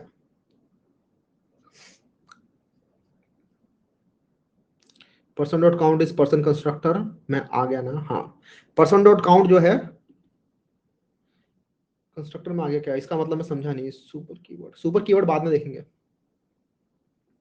रिकॉर्डिंग कब मिलती है? रिकॉर्डिंग 1-2 घंटे के बाद एक्सेसिबल हो जाती है।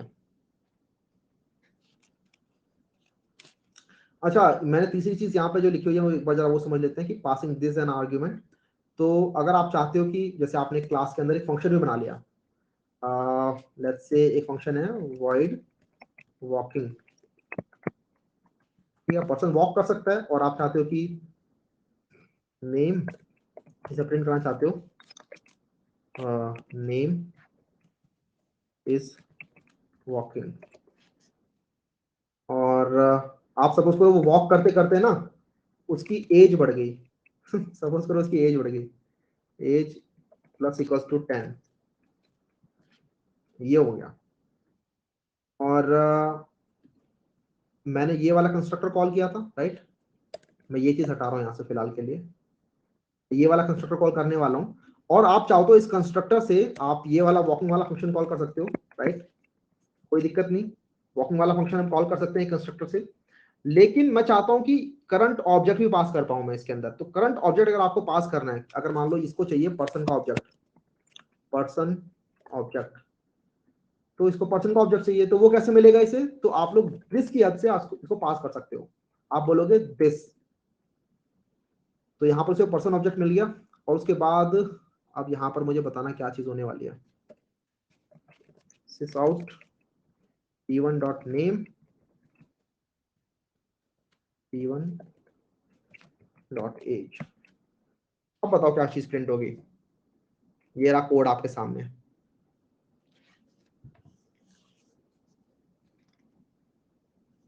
अनुज इज वॉकिंग 35।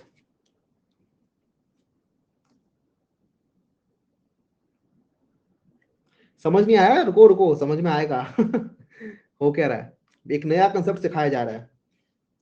तो यहाँ पर हो क्या रहा है मैं आपको समझाता हूँ। तो बेसिकली हमने एक फंक्शन बनाया, एक क्लास के अंदर हम फंक्शन बना सकते हैं, जैसे ये पर्सन क्लास है उसके अंदर वॉकिंग नाम का फंक्शन है, ठीक है, वॉकिंग फंक्शन बनाया हमने। ये वॉकिंग फंक्शन जो है ये अपने अंदर एक पर्सन ले सकता है, ठीक है, पर्सन नाम का ऑब्जेक्ट ले सकता है।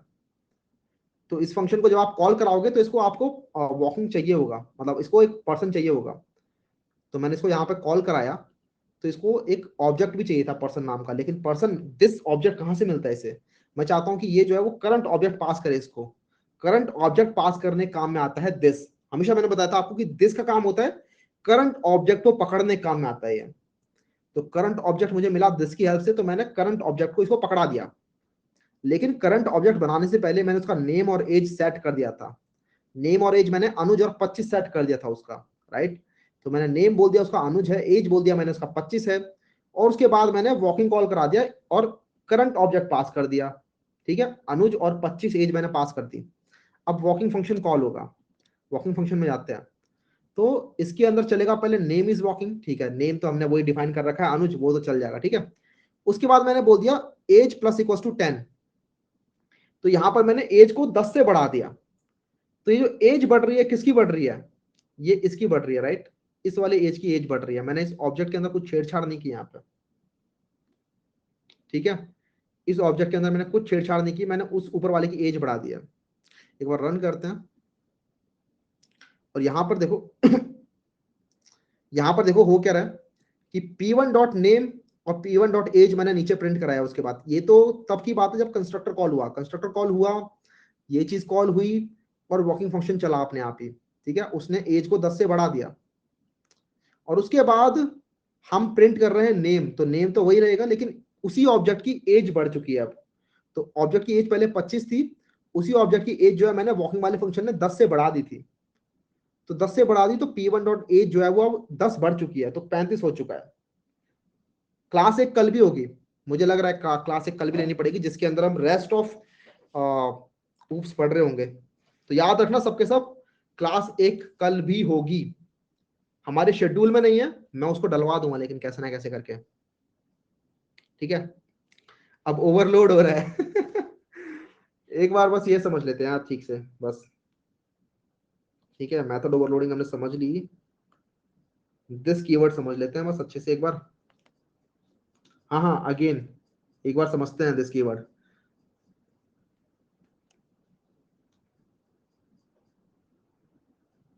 हाँ, कल 1 घंटे से कम का योगा, डोंट वरी।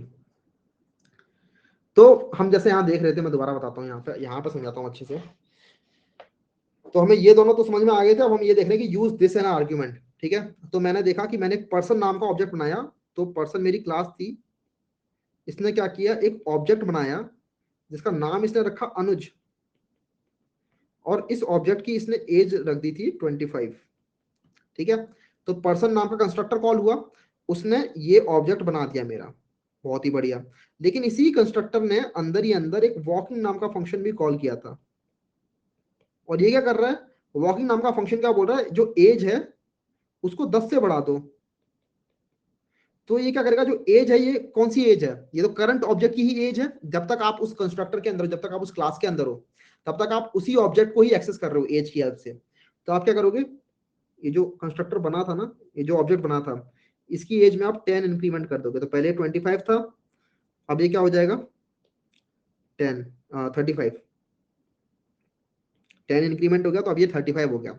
तो अब आप नीचे जब इसे प्रिंट करो, जब आपका पूरा का पूरा कंस्ट्रक्टर क्रिएशन का काम हो गया, ऑब्जेक्ट क्रिएट हो गया बढ़िया से, उसके बाद जब आप लिख रहे हो p1 डॉट एज, तो अगर p1 डॉट एज 35 हो रही है उस केस में, तो इतना चौंकने वाली बात क्या है, वही तो हो रहा है यहाँ पे, हमारी जो एज है वो 10 इंक्रीमेंट हो गई। तो पहले 25 पास किया था मैंने यहाँ पे, अंदर ही अंदर आपने इसको क्रिएट करते टाइम ही 35 कर दिया, तो इसीलिए बाद में 35 प्रिंट हो रहा है, ठीक है।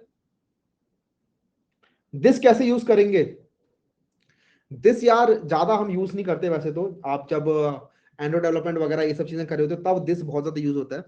बाकी दिस सबसे ज्यादा हम यूज करते हैं इस टाइम पर, ऐसे ऐसे करते टाइम, जब हम एक क्लास के ऑब्जेक्ट बनाते टाइम उसको हम इनिशियलाइज भी करना चाहते हैं, ये वाला हमने यूज केस देखा था ना, this dot name equals to name और this dot age equals to age, तब ही यूज कर रहे होते हैं दिस को, बाकी ज्यादा यूज नहीं करते हम दिस को, ठीक है।